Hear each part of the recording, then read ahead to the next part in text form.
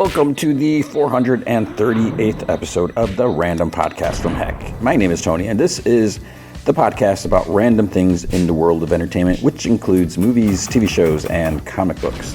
Big shout out to Andrew Loken. He is an awesome supporter of the show. You can be a supporter by going to patreon.com/gman from Heck. Any amount you can commit to will be awesome. If you commit at the Rick Jones tier, you get access to a secret podcast from Heck. I don't have my voice there, which is an additional 30-ish minutes of extra podcast entertainment every single week. I've been doing a bunch of look backs at Marvel's What If. I've done a few off my mind topics. Most of them tend to be about Back to the Future, different aspects of it.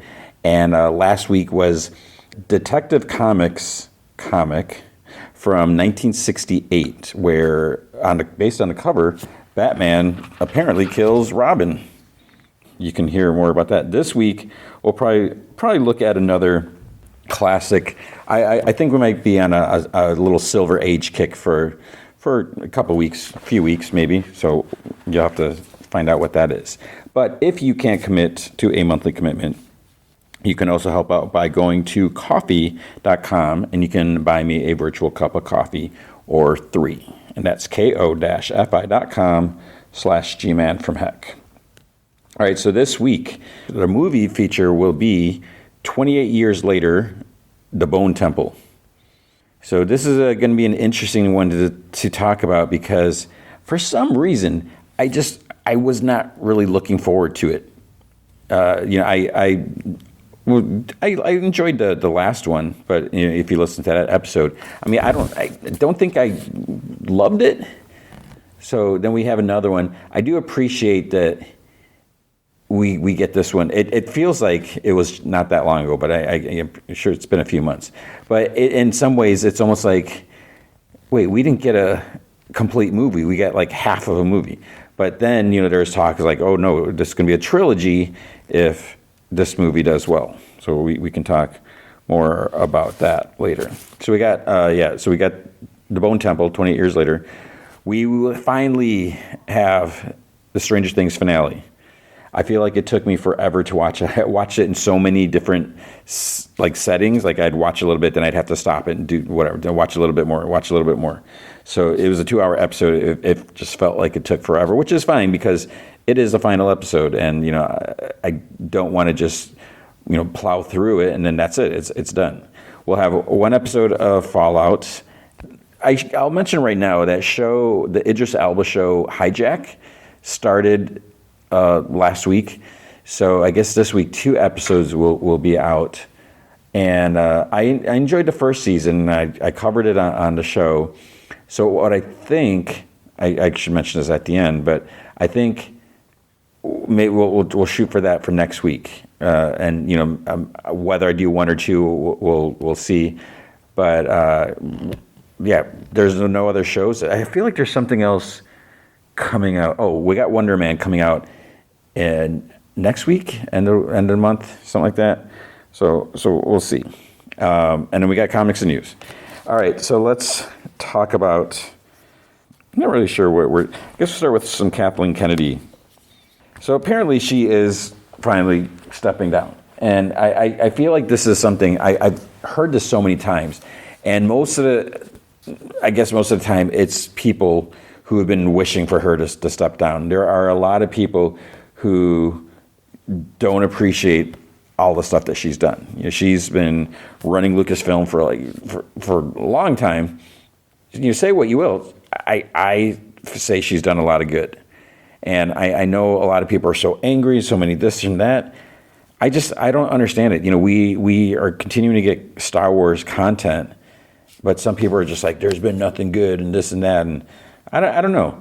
Maybe I'm just easier to satisfy. I just don't understand because we've had a variety of different stuff, and I know a lot of people complain. It's like, oh, it's just all the Skywalker stuff, and it's like it hasn't been. All this other stuff that we've had. But she is apparently finally stepping down. So taking her place is going to be Dave Filoni, who a lot of people have been figuring he's going to do that for a while, and Lin-Wyn Brennan. So they're going to be like co-presidents of that. And Dave Filoni, I still remember, I actually interviewed him a long time ago. It was at a WonderCon, and it was for Star Wars Clone Wars. The clone, he's done a lot of great stuff. Apparently, some people aren't really thrilled with The Mandalorian. I don't understand. I feel like maybe some people, I don't know if people just have high expectations.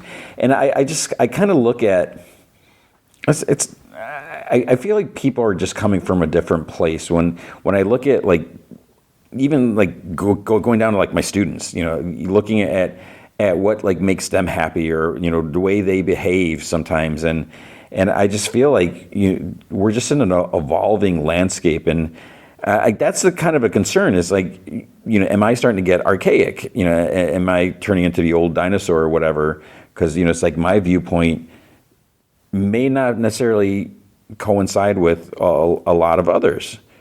And it seems weird how people are just, I feel like a lot of people are so angry, and they're so quick to just complain about everything. So, so something with Stranger Things. So we'll talk about that later. And everyone's like on this Stranger Things high, and then now there's people complaining. And I'm not just talking about the review bombing thing. So we'll get to that later. Kathleen Kennedy apparently had a few comments to say about different things, because people were interviewing her or whatever. And like one, I guess they asked her, like, does she have any regrets or anything like that? She says she has one regret, and that is Solo, the Star Wars movie, the Han Solo movie. She said that, what's his name, Aldrich, Daniel Aldrich? I forget his name.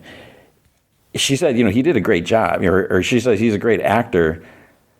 She feels like it was too soon, that you can't really, no one else can be a Han Solo except for Harrison Ford.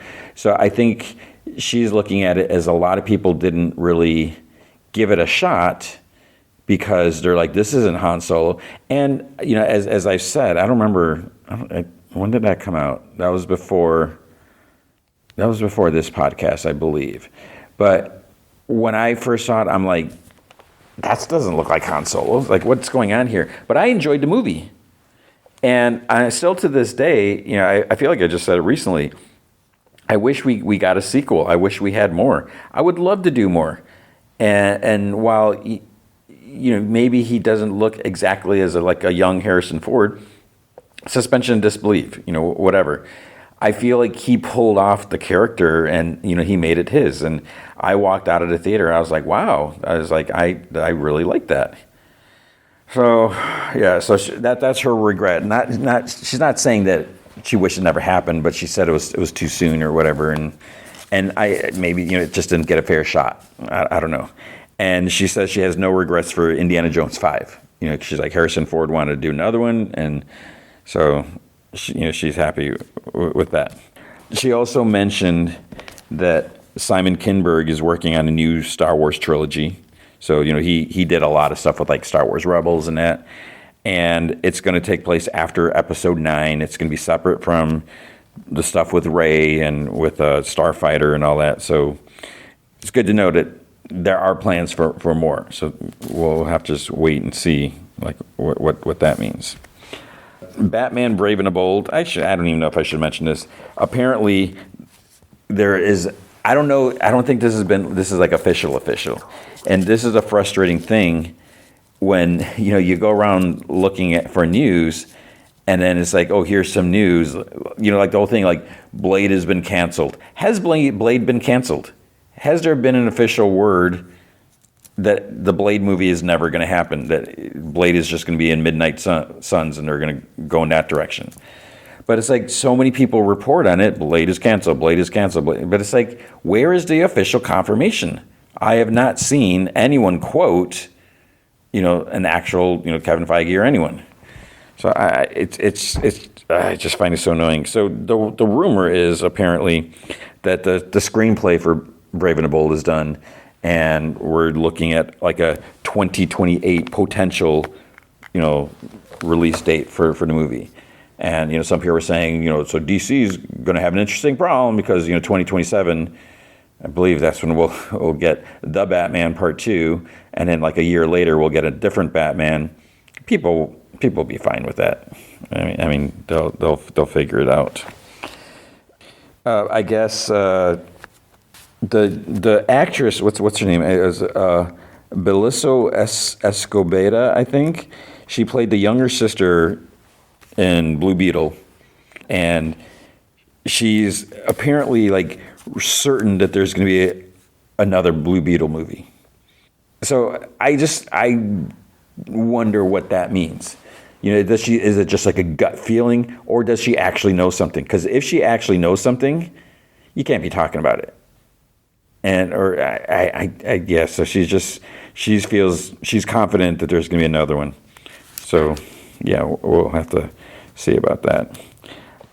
There's sort of a sequel, or no sequel. There's sort of a spin-off for Fallout happening. It's going to be called Fallout Shelter. Now, Fallout Shelter is apparently a video game too. I don't know a lot about the game, and I'm not going to pretend to. But when I read more about this, I was like, oh, Fallout Shelter, are they going to talk about, the vaults or whatever?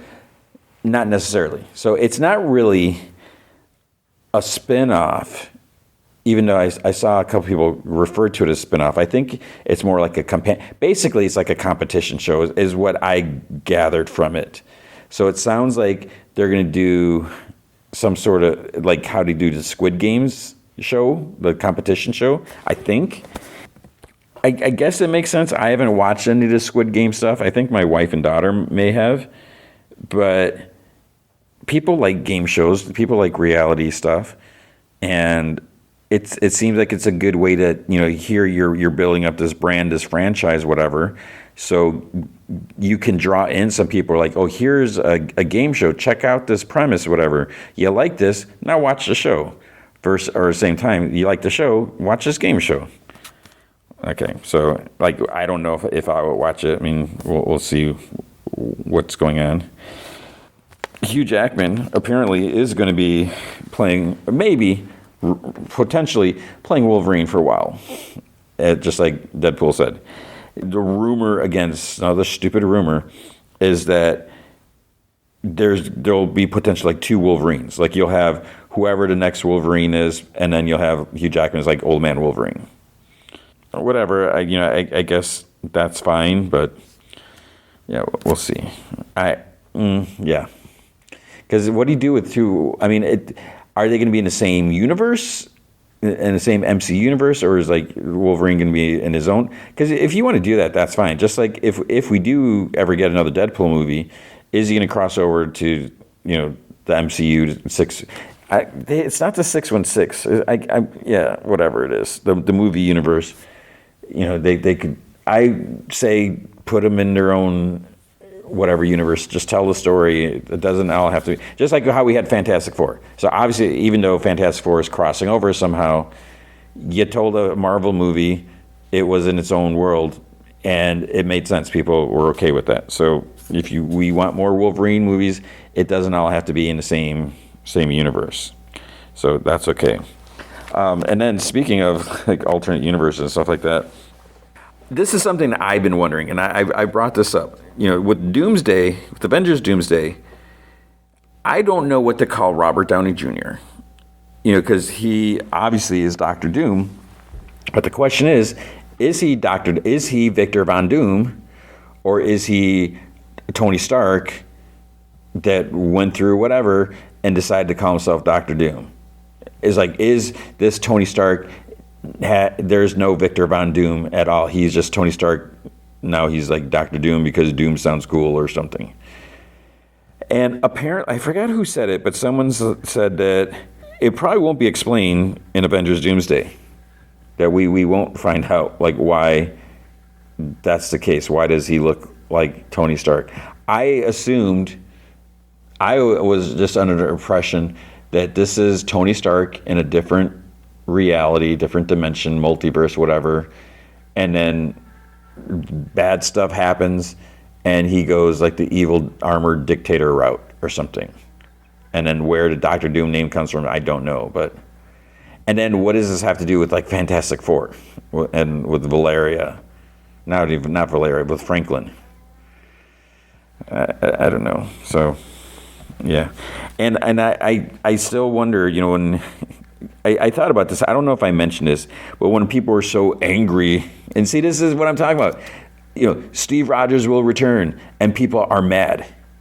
Even though, Captain America's gone, or Steve Rogers is gone, and people are like, oh man, he was so great, and everything like that. So now it's like, okay, he's back, and people are saying, oh, that's an insult to Anthony Mackie, to Sam Wilson. But I don't remember what the trailer says. I don't remember if the trailer says Captain America will be back or if it says Steve Rogers will be back. Because if it's Steve Rogers, that doesn't mean he's Captain America. He could be the Captain. He could be Nomad. He could be Captain Hydra. We don't know what this means. We don't even know, is it the same our Steve Rogers, or is this another multiverse Steve Rogers who you don't know? But people are just so quick to be angry over a little thing. Instead of being, in fact, like, yes. I feel like I almost swore there. Like, yeah, I almost did swore there. I was like yes. Chris Evans is back. And then people were just mad. I don't know. Evil Dead Burn. So I just recently, last week, I got the Evil Dead Rise 4K from Arrow Video released a version. I stupidly did not buy the Steelbook for that. And I think I didn't totally love it. And I wasn't buying as many Steelbooks then like I'm doing now. Like now it's like something, I think it's a lot of FOMO now. It's like stuff goes on pre-order and I'm like, ooh, I better get that or it's going to sell out and I'll never be able to get it. And sometimes it's like, that's still on sale. There's some things that keep selling or whatever, more copies, they make more copies. There's other stuff that they'll just do an initial run and then it's gone. So I didn't get the Steelbook for that. And I think I didn't, I think I said that, yeah. I didn't absolutely love it. But now it's like, man, I wish I would have got it. But then Arrow released it. It's not a Steelbook, but I did get that. I do want to watch the movie again because I've only seen it once when it was in a theater. And I enjoyed it, but what I really want to do is I want to get my daughter to watch it, but I don't. She's so weird sometimes where it's like a horror movie come up. I was like, did you see that? She's like, yeah, of course. And there's other times like, oh, you should watch this movie. She's like, no way. So I don't know if it just depends on her mood or whatever, but there's sometimes she shocks me with some of the stuff that she's seen. And then the other times she's like, nope, I am not going to see that. I mean, if it's something like with like a Chucky, like a doll, she definitely won't. But so yeah, well, I don't know about that. But what am I talking about? I'm talking about Evil Dead Burn. Rumors, as we're getting closer, we still, I don't think there's like any information, like concrete information about what the movie is about. It's apparently like a standalone movie, but they're saying that there is not going to be a Bruce Campbell cameo. And okay, that's fine, because let's move on. Let's keep it separated. Because if you put Bruce Campbell in there and people are going to be like, oh, Ash is back, he's back. And Bruce Campbell is like no, we're not going to do that. But the rumor is that, okay, so if it's not Bruce Campbell, that there's possibly going to be Alyssa Sutherland from Evil Dead Rise, that she may have a cameo, even though this movie is not like a sequel to Evil Dead Rise. So I don't know. We'll have to see about that. The comic books for a second. There's going to be a Bizarro Year None comic coming out. So I got an email for that. I didn't get a chance to open it. Well, it came out, when was it, like Friday? I was at school, and I was like, oh, okay, cool. I like Bizarro. But then I saw someone else report on it. A potential new origin for whatever DC character, and I guess Kevin Smith is writing the comic. So, and Bizarro has like a convoluted, what is his origin? We got different versions of Bizarro. What is he, like a faulty clone, or is he from another planet? And I don't know where one idea came from. When did they come with the second? I don't know, but I'm a little concerned. Kevin Smith has done a lot of great stuff.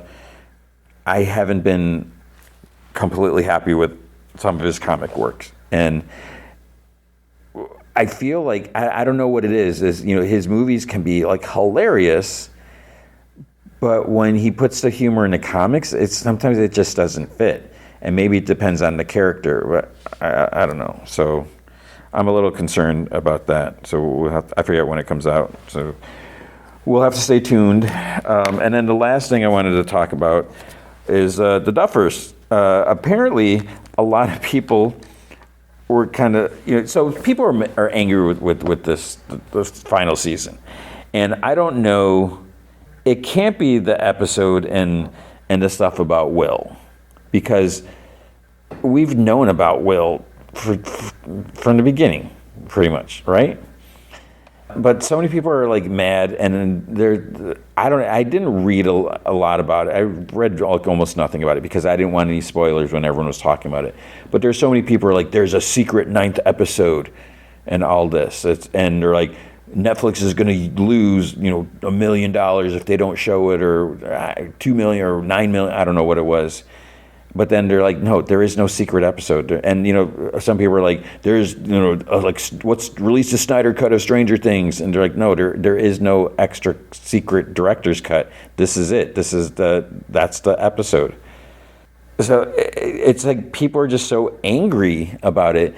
And then I guess people, and I missed this when it first started, but people were saying, it's like, oh, the Duffer, they're complaining about them.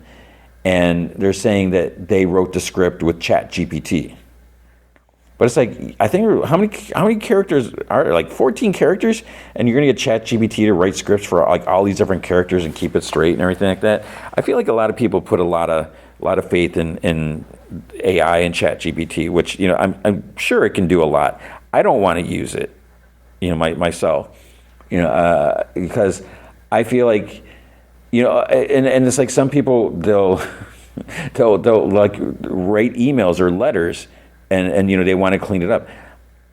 I can't do that because I feel like it's going to be so obvious, with the wording. And yeah, you can try to tweak it to more yourself, but it's like if I can't do a simple thing, if I can't send a simple message on whatever I'm trying to talk about, especially if I'm talking about teaching something, or education, being a teacher, I shouldn't be doing my job, because this is what I do, and I don't need some AI to tell me like, oh, you should say this, or I shouldn't have to go to AI as like I need to come up with and maybe there are uses for it. I don't want to say, hey, ChatGPT, make me a math test, or make me a math worksheet or something like that, because I should be able to do that. But maybe something like that could make things easier, but I don't even know if I would trust it. And then I don't know, it just seems like a lot of work. But I guess this started because with the making of the behind the scenes episode or whatever, there was a shot where you can see a laptop and it had ChatGPT on there. So of course people are like, oh, they're using it to write the script, which is stupid. And someone came out finally, they're like, hey, this is, knock it off. This is what it's about. And they're like, don't most people have it open? No, they don't have it open because not everyone uses it. But apparently what they're doing is doing some research maybe.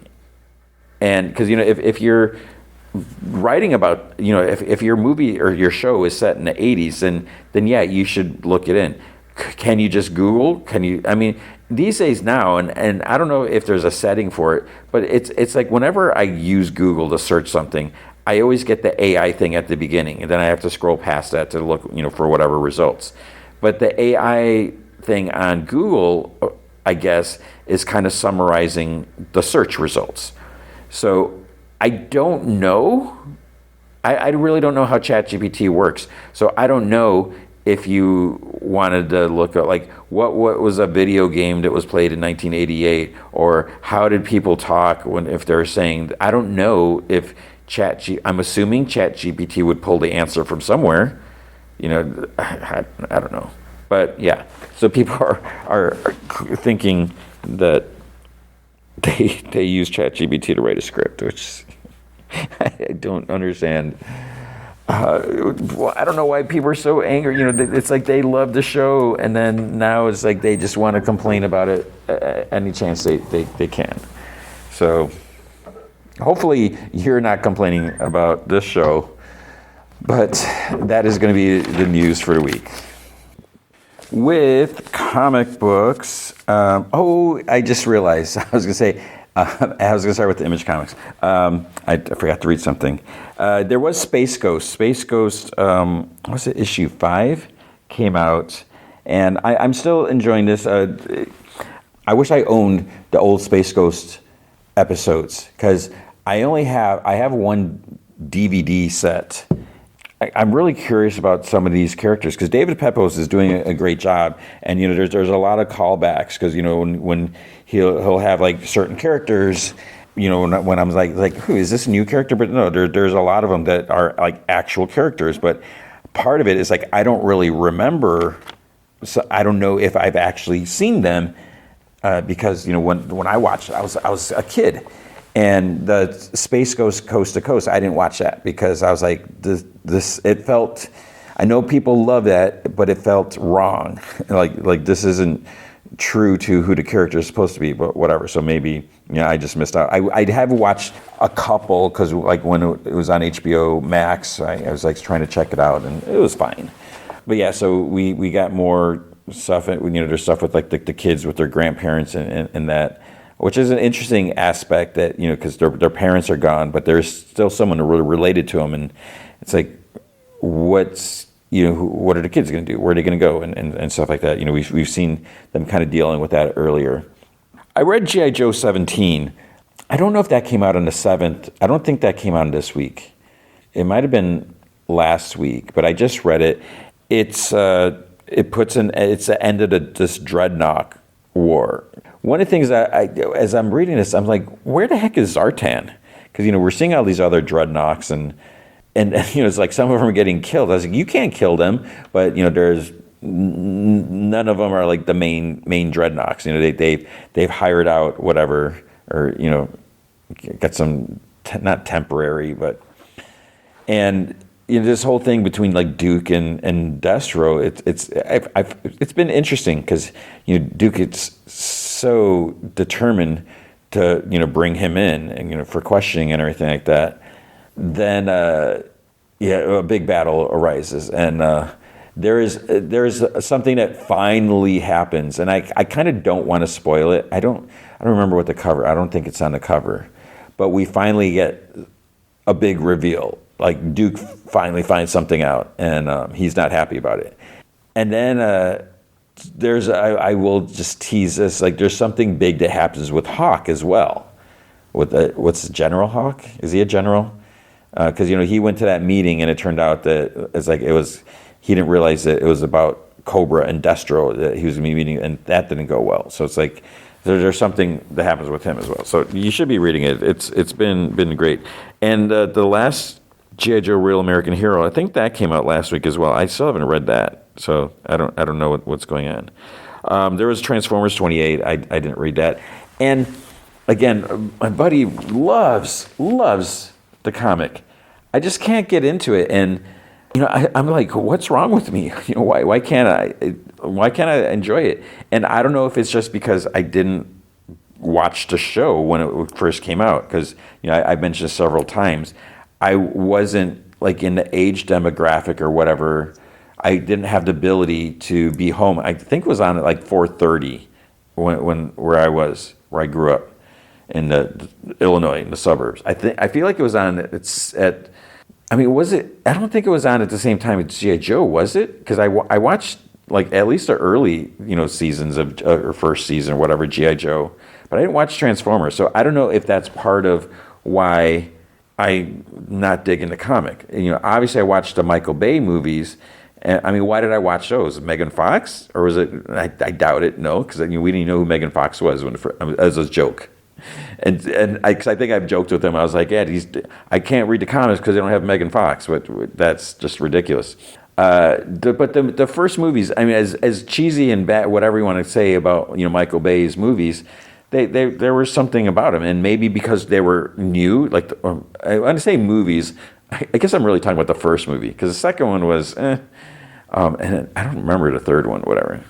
But the Transformer movies, maybe because they're more visual, more spectacle, and you get to see that, versus the comics, it's you're looking at 2D art, and sometimes it can look good, and sometimes the Transformers look a little clunky, and it's not as flashy as the movies. So I don't know. I feel bad, and I'm obviously spending way too much time talking about a comic that I didn't even read. But if it's great, which apparently it is, I'm happy for that. That people are enjoying that. Now, the comic that I forgot to read, there was like one, I was like, okay, one Image comic that I will read. I just actually read G.I. Joe like maybe 30 minutes ago, which is why I don't think it came out this week. But then I was like, oh, wait, I didn't read that. Geiger came out. Geiger, I forget what issue, so I need to read that. Just go to Marvel. We have Amazing Spider-Man Torn #4. And this comic, so this is J. Michael Straczynski, Pere Perez's art, and I'm enjoying this comic, and I'm kind of surprised that I'm enjoying it. The reason I'm surprised is because it's sort of like a out of continuity or fake continuity, and it's weird because and I mentioned this before. It's like, wait, so Peter's with MJ now, and Gwen is with Harry. I was like, and I still haven't gotten the answer to this, but I feel like that's not right, because when Peter was with Gwen, MJ was sort of with Harry. MJ was, in the beginning, she wasn't really with anyone. She wasn't tied down or whatever. And I recall when Gwen passed, Mary Jane went to check on Peter, and he's like, just leave me alone. He was like just so angry and hurt and sad and everything like that. But then she didn't like give up. And that was where you saw like her love for Peter, that she wanted to be there for him. She knew that he was hurt because he loved Gwen so much. She just wanted to be there. She was always so free spirited and everything like that. But no, she wanted to be there for Peter because she cared about him. And then I feel like, so it was like after that when Peter and MJ got together. So now, yeah, I don't know if they're just tweaking things or whatever, and we got stuff. Harry's. He's got his fancy penthouse that Norman pays for, but Norman's being a jerk about stuff, and he's made some comments, about his friends, about Peter, MJ, and Gwen, and so there's some creepy things. The quote unquote villain we have, I'm not super crazy about this character, whatever. But it is an interesting, like now the new motives that are happening. So I'm just, yeah, it's weird that I'm enjoying this, because it's like this fake continuity, and I don't mean that necessarily as an insult, but it's like this is how it happened, but they're making it like that's how it happened. So it's interesting. We have Avengers number 800, or Avengers number 34, depending on how you want to look at it. So this is an anniversary issue. As far as anniversary issues go, yeah, it wasn't anything, didn't like blow me away or anything like that. It's, I think it's, and thankfully it's only like a 40-page comic or something like that. I feel like a lot of times they'll do like, let's do a 100-page comic, or do something like that. Let's make a comic cost $10. It's almost like it's a trade paperback in itself or whatever. So we have basically like the finale of the Kang story. I hate to say it, 'cause I really enjoyed Jed MacKay's writing, but this Kang story, this has been like almost like a 34 issue or a 34 part story. This hasn't all been about Kang, because they've done some other stuff, but it goes back to the first issue, right? Because I'm pretty sure Jed MacKay has been writing since issue 1. It's just it feels like it's been going on for so long, and I'm just, I'm not a big Kang fan. He does a good job making Kang, definitely a formidable villain, and he should be, especially when we got the whole time thing. He can go whatever time period he wants, or the fact that he can get any technology that he wants. So, that gives them a huge, huge edge. But it's finally over. And then everyone's talking about, like, oh, we got to, Brian Michael Bendis is back at Marvel, and him and Mark Bagley are, doing an Avengers story. It was fine. I felt it was not forced, not trite. I don't know even how I can describe it, but it was fine. Basically what happens is Captain America puts out a call. They have to go to Madripoor, like something big's happening, going down. I won't say who's involved with that. It's huge though. So he puts out a call on the old Avengers ID card, I think, because they couldn't use anything modern because who knows who's listening. So use this old piece of tech, hoping that people still have it. And, part of it is like, I have no idea who's going to answer the call, who still has their old Avengers ID card type of thing. So then, first Tony Stark, Iron Man shows up, and, there's like some reminiscing. And then Thor comes up. So it's like kind of like this reunion. And then eventually more people come. And it's like, wait, you're in Madripoor? How the heck did everyone get there? Because I feel like Madripoor, I'm probably wrong, but I feel like Madripoor is not the easiest place to get to fly to. I feel like they would have, maybe not, I don't know why I'm thinking this, but I feel like they would have like some heavy, visa issues or something, like regulations. Like not just anyone can fly in and have a vacation there. I feel like, it's just like you don't just fly to China, right? I don't think you don't just fly or like North Korea, absolutely. So I don't think Madripoor is necessarily like that because it's run by, is there like a prince, someone in charge? There's Tiger in charge of Madripoor. I don't even know. Maybe I have no idea what I'm talking about. Maybe anyone could just go to Madripoor. But all of a sudden, all these people, there's like some people going there. It's like you have no means to get there. You're going to go hop on a flight with your costume and your carry-on bag, and then you're going to go from the airport and take an Uber to this location where Steve Rogers is, and then put your costume on. So I don't know. So it's meant to be like a fun story and everything, but it was just like, okay. I'm being overly critical now. I know. Battle World number 5. Sigh, Tony.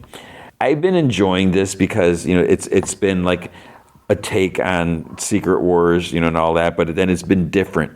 And the fact that we have characters from different time periods has made it more interesting. And I'm like, how could this be? Are they going to forget everything when they return? If they got to return, right? But then you throw in the fact that it's Michael Korvac.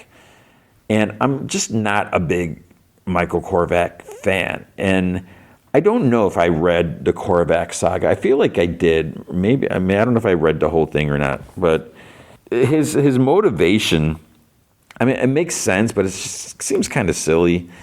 So as I'm reading this, while, I've been invested in this series, as I was reading this, I was just kind of like, I kind of don't want to read this anymore. I just want to stop. But I'm like, this is probably the last issue, right? So yeah, I was losing interest in it. There is like one thing when like, let's do this. Hey, Michael Cor whatever. Here, let's read this person's thoughts and see what you think about humans or something like that. And I did like that. I'm sure some people aren't going to like that, but it was a big, nod of respect to this character, and you realize that that character's gone through a lot. So I did like that. Black Cat. So Black Cat's getting sued by vampires from like stuff that she broke up, some vampire scheme thing, whatever. So she needs an attorney, and she's able to get in contact with Matt Murdock because since she had a recent encounter with Daredevil. She doesn't know Daredevil's Matt Murdock. At first I was like, does she know? It's like, I don't think she knows. And so it's basically Black Cat and Matt Murdock teaming up. So that was kind of funny. Dungeons of Doom, number 1.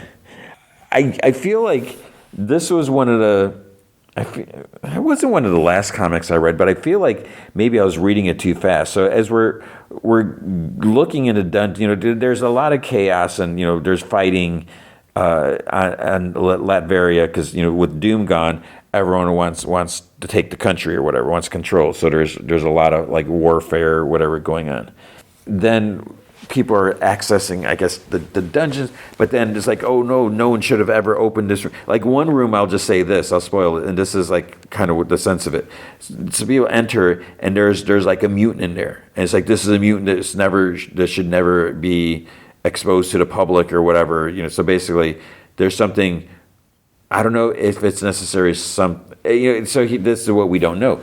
Is it a mutant that is so immensely evil and powerful that it's a threat to mankind, or is it a mutant that has such a sense of good that Doctor Doom would want to have them locked up because he doesn't want to have to deal with them?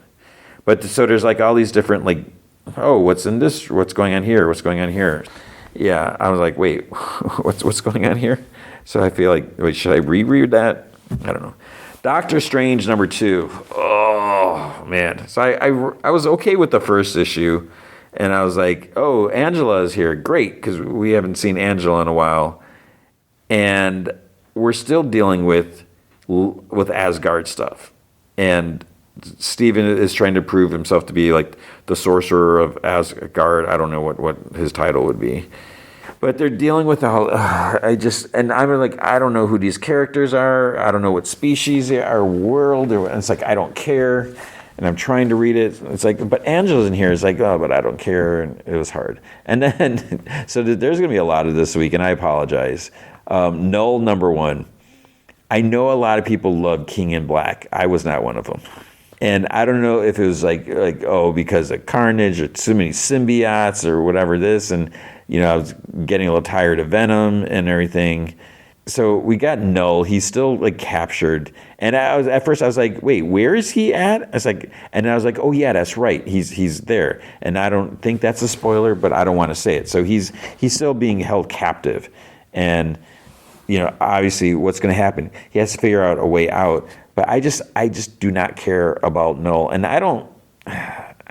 The idea of like a symbiote planet, that was interesting, because in Secret Wars, again, I love Secret Wars.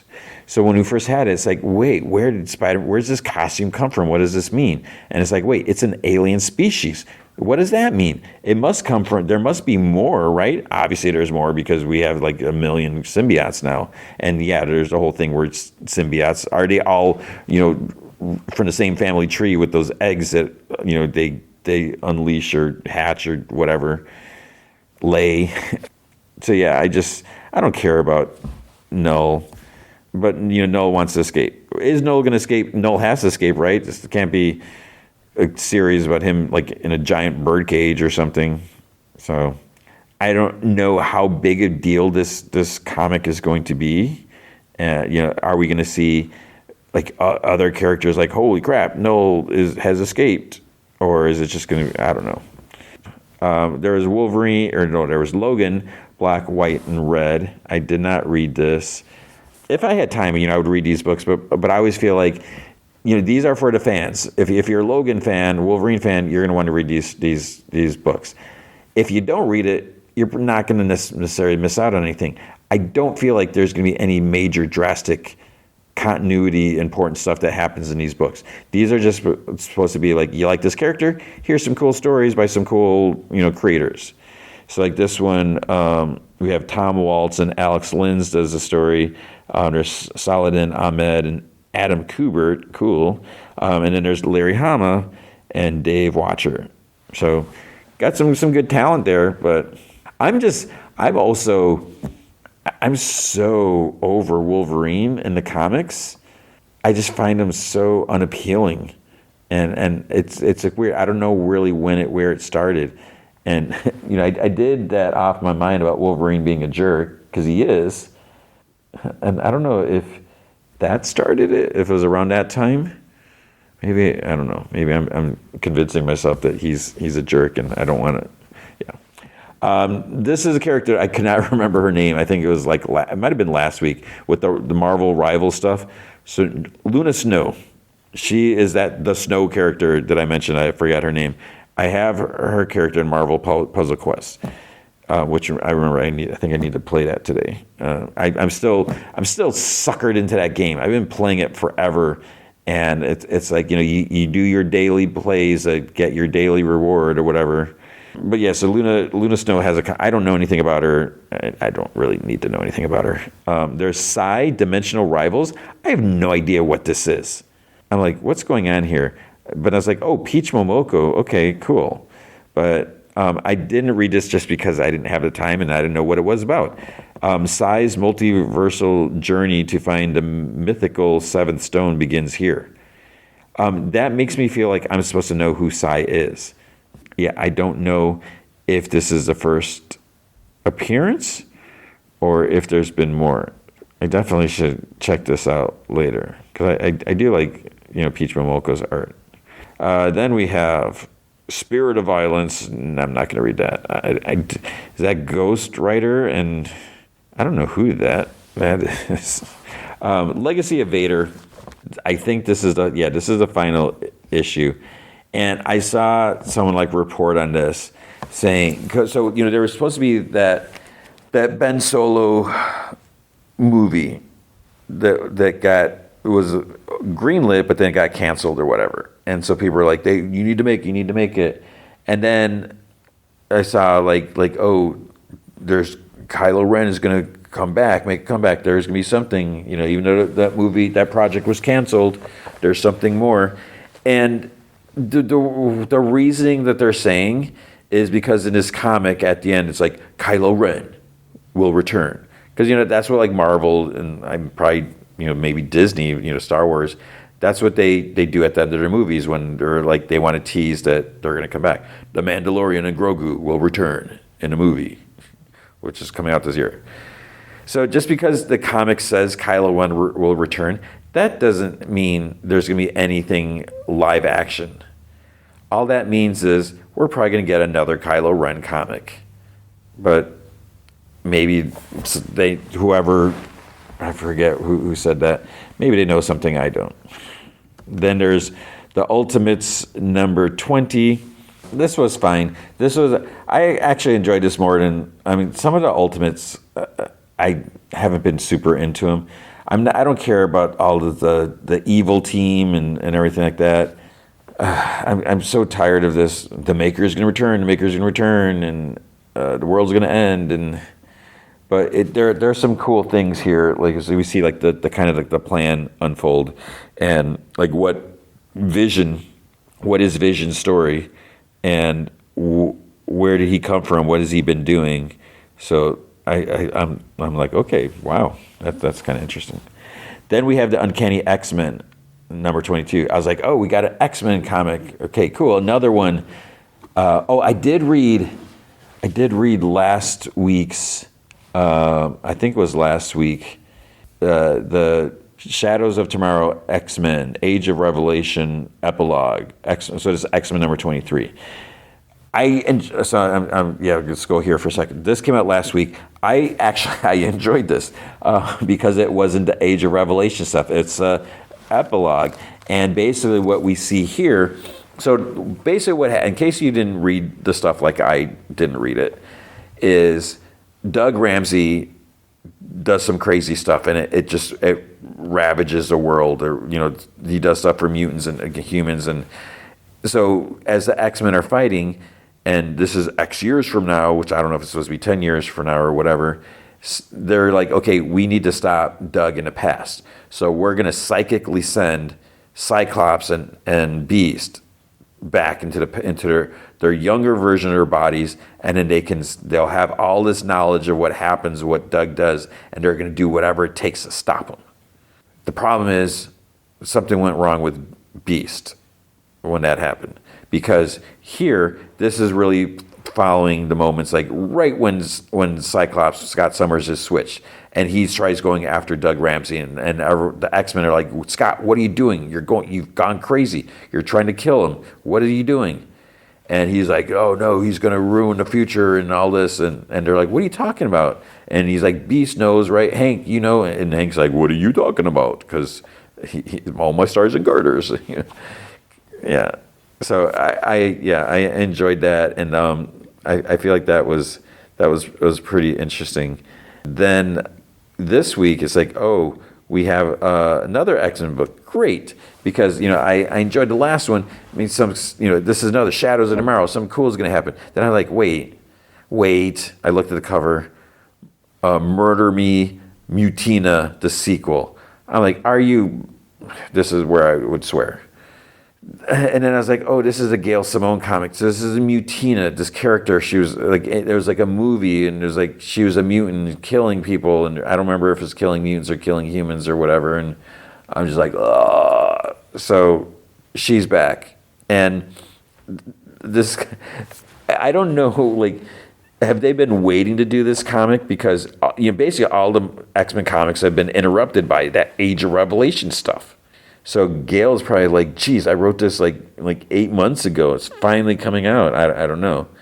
But yeah, so Mutina is back, and it was fine. But I want to like these kid characters, but I don't really care about them.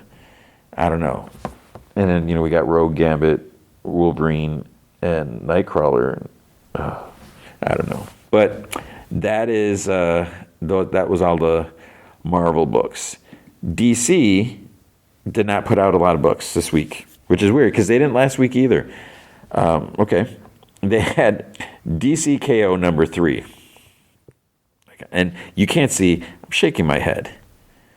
Oh my gosh, it's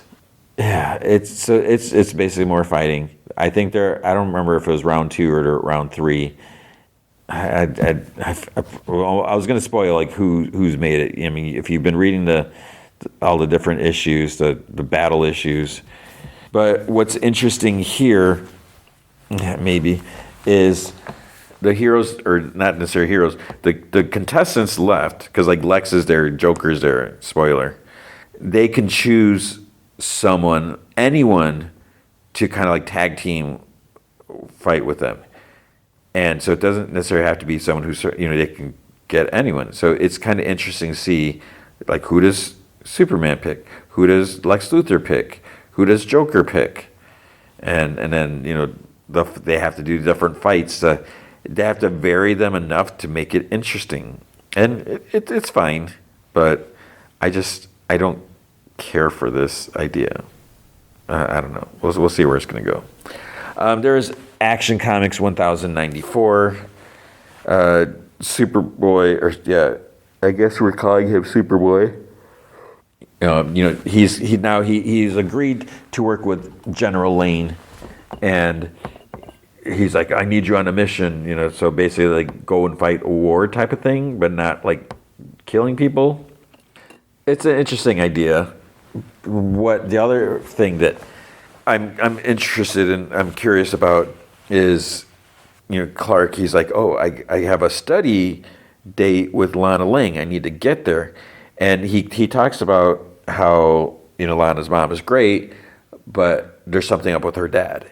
And what I realized is, like, I don't know anything about Lana's parents. And, so Clark mentions that her dad, I forgot if he was like an archaeologist or something, but it's like what he's not doing anything. He's not teaching or using like all this knowledge and stuff that he has. And he says that like every time he comes over, he starts like writing notes down. Like, so it's like, what is that? First he thought he's just keeping track of his coming and going or whatever, but there's obviously something that's going to happen there. So we'll probably find out the next issue or so. There's Batman and Robin number 29. So I looked at this. I was like, it's like, I think in the cover it's like Scarface is back. So I'm like, oh, that what was it called? Not Memento. There's like whatever, some character. I was like, I guess that like 5-part story or whatever it was. Maybe it wasn't that long. Guess that's over. And I started reading it, and I'm just, this is one where it's like, it's friggin' Batman and Robin, and how can I like start losing interest?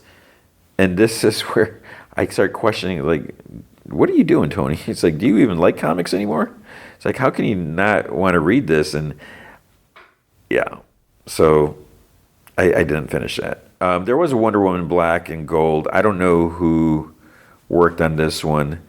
And this again, this if I had time, I would read this because I think it would be cool. The black and gold idea seems interesting. So I'm curious to see what they would do with that. Maybe I'll try to get the issue and read it. But yeah, I don't have it.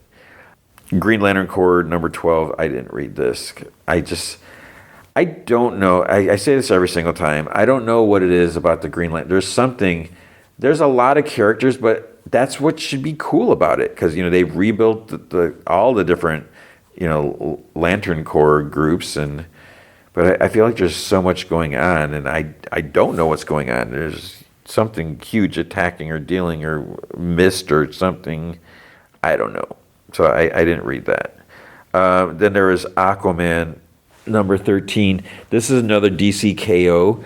I don't know who is in this one, and maybe I'm assuming this takes place before DC KO number 3. So I didn't read that. And then the last, there's Court, Children of Round Table. I haven't read any of those, so I don't know how those are. But Tom Taylor is cool and everything, so I should check those out at some point. Then there's Supergirl number 9. I really like Supergirl, and I like the idea of this comic, but this one was felt a little too cutesy. It's supposed to be like New Year's Eve. And now, we have Linda. She's got, and I'm horrible with names. So there's the one girl from the Bottle City Candor that was impersonating Supergirl, but Kara's like, no, I'll keep an eye on her. I'll train her, whatever, instead of her being punished. Let's do this. And I guess Lena Luthor is hanging around. She's been kind of infected or whatever by Brainiac, or what was the mother Brainiac, the lady, whatever. And then I think there's one other person, but they're talking about New Year's Eve, and I don't remember who had the invitations. Like, it's going to be alcohol free, and they're like, it might have been Lena's like, oh, no beer, no whatever. It's like, that's so boring, and why should I even go? And it's like, drinking is why do people think that if there's no alcohol, it's not going to be cool? Drinking does not make you cool, and get off my lawn.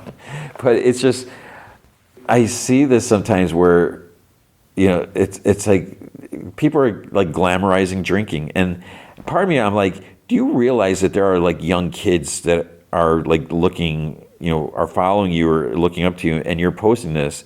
There's I don't want to mention any names, but there's this band that I like. It's not like a huge, well-known band, but they got a big following and everything.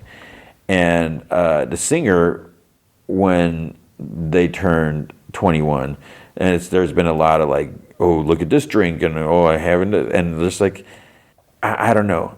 I feel like if you look at all my years, all my social media posts, I've hardly ever, I can't remember like how often I've posted about alcohol. I know I posted one picture, and it's probably still out there somewhere, where it was a picture of a martini when I had, I think it was James Bond, the Skyfall maybe Blu-ray.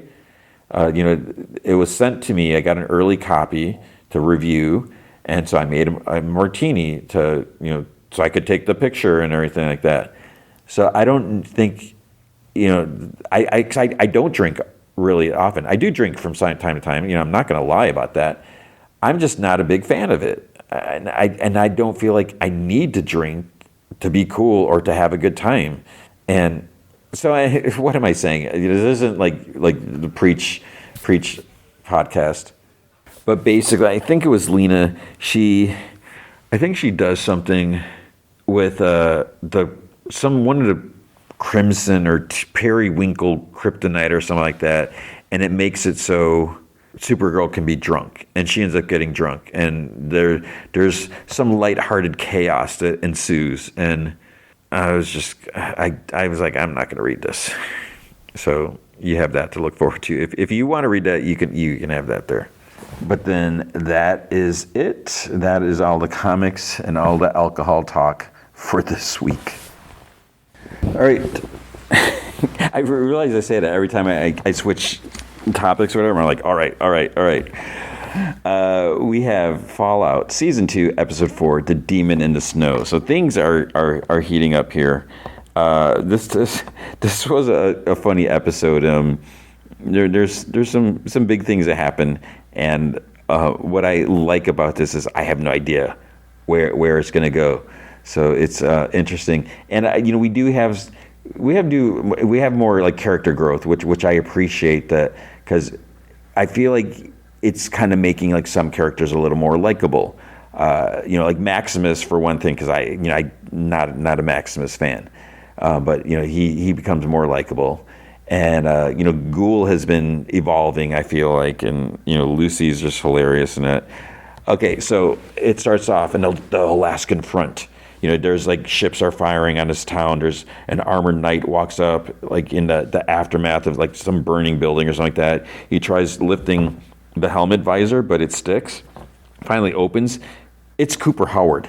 So it's like, okay, this is in the past. So this is Cooper. This is Ghoul when he was, obviously younger, and before all the stuff went down, and he was actually fighting. So he calls out to Charlie Whiteknife, who we saw last episode. I think it was last episode at the awards thing, whatever. Charlie says his left arm is locked up, and because it seems like the suits are a little janky, because maybe they're like older models, so they weren't as updated as they are now. And Cooper radios that they're experiencing equipment malfunction. There's no sign of Raider 3, so figures they had similar problems and circled back, so he's requesting permission to do the same. So then CATF, I'm not really sure what that stands for, but on the radio they deny his request, or like keep searching for Radio 3. And Charlie asks him, he's like, what they say? So he kind of pauses and he lies. So Cooper's like, he said that you should turn back. And he's like, no, you're no good out here with that armor. And Charlie's like, what about you? He's like, I'll be right behind you. He's like, that's an order. And then Charlie's like, he's like, you better be right behind me. He's like, Barb will kill me if I let your ass freeze. So Cooper watches him walk off, and he turns, and there's like this big screeching and growl. He starts like moving forward, and suddenly like 3 dudes start shooting at him, and his armor like deflects the shots or whatever. But then his suit starts getting locked up, and he like falls over to his side. The 3 soldiers, they're not wearing armor or anything, and they're speaking in Mandarin. The leader, and I don't remember if they're all 3 of them were women, but the leader like bends down, and she's like, wow, buddy. She's like, what did they put you in? She's like, the future is here. And one soldier like laughs, and she's like, I'm serious. Cooper sees this like horned man walking up, and the Mandarin, she's like, the generals will be making us wear these too before long. Then a soldier to her right gets like taken out, and she turns, and the other soldier on the other side gets like swatted away by some sort of like big beast, and she turns, and then she gets swatted too. So blood splatters like on the snow. The closed caption says "Death Claw snarling." I didn't search or anything like that. If you played the game, maybe you know what Death Claw is supposed to be. I feel like I should do that. Okay, spoiler. Death Claws are iconic, terrifying reptilian monsters in the Fallout universe. Originally created by the U.S. This could be spoilers. Originally created by the U.S. government as super soldier biological weapons using modified chameleon DNA designed for high-risk missions, but escaping into the wastelands where they became apex predators after the Great War. Okay, I'm just going to stop reading there. Okay, so the closed caption said Death Claw snarling. There's like this crunching noise. And Cooper can't move because his suit's like all locked up now. So he can only watch while he's like lying on the ground. And so I guess it took out the 3rd soldier as well. And it leans down into like Cooper's face, and it's like stares for a bit, and it like walks off. And Cooper's radio goes off, and they're like, it appears the Reds are in retreat. It's like, the island is secure. Congratulations, soldiers, you did it. And he's like, we didn't. And I think he just says that to himself. I don't think he says that on the radio. And then the Death Claw roars. He's like, it was, maybe he does answer. He's like, it wasn't us. It was something else. Then it cuts to like the present. Maximus stands looking down at Xander's body in the soda factory. Thaddeus is like, well, I guess you should get back to work. And then Maximus hears Alberta Bird, one of the helicopter ship things, like out whirring outside. He's like, they tracked him. And Thaddeus like great, this is great, it's great seeing you, but I should probably go. Maximus gets out of his suit. He tells Thaddeus, he's like, I'm sorry, but you have to come with me. And he's like, no, I don't. And Max was like, he was an emissary for the Commonwealth. If they found out he's dead, and Thaddeus is like, yeah, he's dead. So, and he stares at him. He's like, what? Max was like, you wear the armor. Your name's Xander. You are from the Commonwealth. And he's like, Max, look at me, okay? It's like the Brotherhood has a policy about people with wrinkly skin. And Max was like, look, if they come in here, they're going to tear this place up, kill half these kids, and enlist the rest. And he's like, because half the kids are ghouls. And so Thaddeus like, yeah, you're not wrong, but hear me out, okay? I'm great at running away. I love it. I like it. Start fresh, no big deal. And Max was like, sometimes running away is the best thing you can do. Sometimes it's not. And he's like, sucks though. And he's like, yeah, it sucks. So then outside, Knight Nadius is standing in a suit. So he's just like, some other guy. And Maximus comes out. He's not wearing a suit. And Nadia says, the elder cleric's pissed you guys took off like that. You're in deep poop, golden boy. And Maximus is like, our vertibird broke down. He's like, whatever. He's like, where's Xander Harkness? So then Thaddeus tries walking through the doorway. He like bumps into the door frame. He's like, ow. And then he tries again. He like bangs into it. Maximus is just like kind of standing there. He finally turns around. He bangs through like a third time. And then finally, Thaddeus like crouches down and goes like sideways through. And he walks past Nadius. And he's like, what's up, big boy? He's like, all right, let's get out of this poop hole. And Maximus like follows into like this new vertibird, and they take off. Then we see Lucy. She wakes up, and there's like something like hanging, this like rubber tube with like a needle sticking in her arm. It's like, I don't know how clean, whatever, sterile is that. And Captain Rodriguez walks by. So from the new California Republic or whatever. She's like, we gave you some meds, so you should be feeling a lot better than when your friend brought you in. And Lucy sees ghouls just kind of like lounging in a chair and dog meat sitting close by. And Rodriguez like, though I'm not sure a friend is the right word.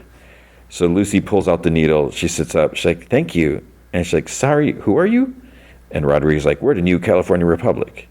And then Lucy's like, and is this all that's left of you? This other guy, Biff, he's like, no, there's tons of us. It's like, we're just not all here right now. He's like, you've been to the Shady Sands? That's where we come from. And Ghoul like looks at her, and she gets up, and she's like, sorry. And he's like, some a-hole saw the first sign of civilization taking shape in a wasteland in over 100 years, chose to burn it all down. And Ghoul's like, well, the past is the past.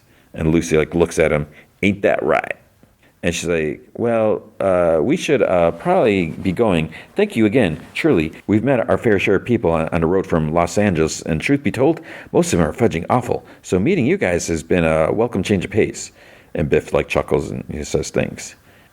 And Rodriguez is like, well, if you ever want to trade up the company you keep, the NCR is always welcoming you recruits. And she's like, I would, but I'm looking for someone. And Rodriguez like, common story around here, someone you care about or someone you hate. And she kind of like pauses, and it's like, yes, both. So Ghoul's like, ooh, what a great question. What say you, Miss McLean? And she's like, someone who hurt a lot of people. Rodriguez like, what do you plan to do with him when you find him? And she's like, I'm going to bring him to justice. And Rodriguez like, well, that's what the new California Republic was meant to be about, bringing justice to the wasteland. We almost did. And she's like, I don't doubt it. And Rodriguez like, look, we're not going to be able to bring everything with us when we leave. So she opens up his crate. She's like, stock up if you like. There's like shotguns and pistols, a bunch of ammo and stuff like in there. And then they head out. And Lucy's like, they seem nice. He's like, you think they'd be nice to you if they found out what your daddy did? And she's like, I wasn't going to stay if that's what you're worried about. All I saw in there was more matching jackets. Then it cuts to Vault 33, Reg's group, his talk group. It's like grown, and they're obviously there for the food and drink. There's so much that they're just consuming. And this lady complains, she's like, the water cooler's empty. And Reg's like, oh, I'll take care of it. And he grabs like 2 big containers. But at the garden area, there's talking to PA about the water rationing. They mentioned this like in previous episodes, I think, where it's like the water rationing is remaining in effect until further notice. So please limit showers, hand washing, and water consumption to your allotted 1 liter per day. We see Betty Pearson So she's the lady who was in charge. Or Betty sees Reg coming in with the containers, and it's like, where are you going with that? And he's like, with what? And she's like, we can't be wasting resource on your little club right now. So she's the overseer of the vault. And he's like, you signed off on our food and beverage budget, and I'll have you know, my little group is growing in numbers every week. And he's like, unlike your approval rating. And she's like, because I put austerity measures in place and you're giving extra rations. And he's like, or is it because the products of inbreeding community hasn't had a voice until now? We're a distinct subculture. So Betty like scoffs. She's like, you're a snack club. And he's like, you're not taking this away from me. Our snack budget is baked into the charter. And he's like, sorry. And he walks off. Lucy starts grunting as they walk, and she's scratching. And she's like, oh gosh, is it just me, or is the air extra itchy today and heavy? And it's like, the air is itchy and heavy. You ever feel like that? And also, like, hungry for not food? And he's like, yes, I am very familiar with that feeling. She's like, what the fudge? And it's funny, Lucy says fudge. So when I say Lucy's saying fudge, I'm not censoring her.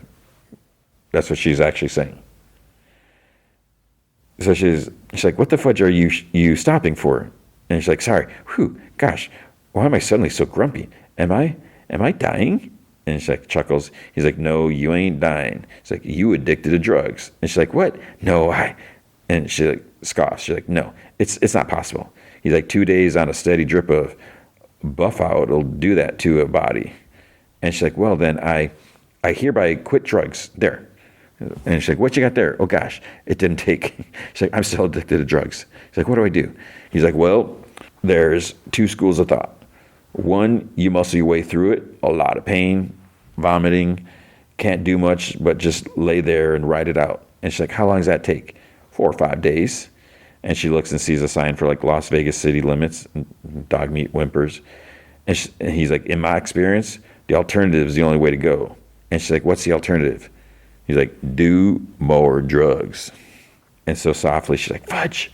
She's like, well, I know this isn't good for me, but stopping my dad from doing whatever he's doing is for the greater good. So even though I want it, I'm mostly doing it for other people. So that's what I'd want others to do for me. So give me the drugs. And he tosses like a bottle to her with like something in there, pills or something. And she looks at it and then at him, and he just like stares back silently. So the vertibird is approaching like the big airship or the base or whatever. Maximus gets off. Dane sees him and is like, the elder cleric's, looking for you. Things were already pretty tense around here with Xander guy showing up, and then you just disappear with them? The hell, man? And Max is like, well, it was just a hunting trip. And Dane sees like Thaddeus struggling to get out of the vertibird, and Dane's like, what did you do? And he's like, I did the right thing, all right, but now Xander's dead. Dane's like, the Commonwealth are going to kill us all. He's like, unless I can stop it. And Dane's like, how are you going to do that, Max? And he heads to the stairs. And Dane's like, hey, when you tell Quintus that you killed the emissary to the Commonwealth, he'll slit your throat himself. And Max was like, I have a plan for that. But first, I need you to get all the kids and take them somewhere safe. Dane's like, why? What are you going to do? And Max was like, kill Quintus. And he goes up the stairs.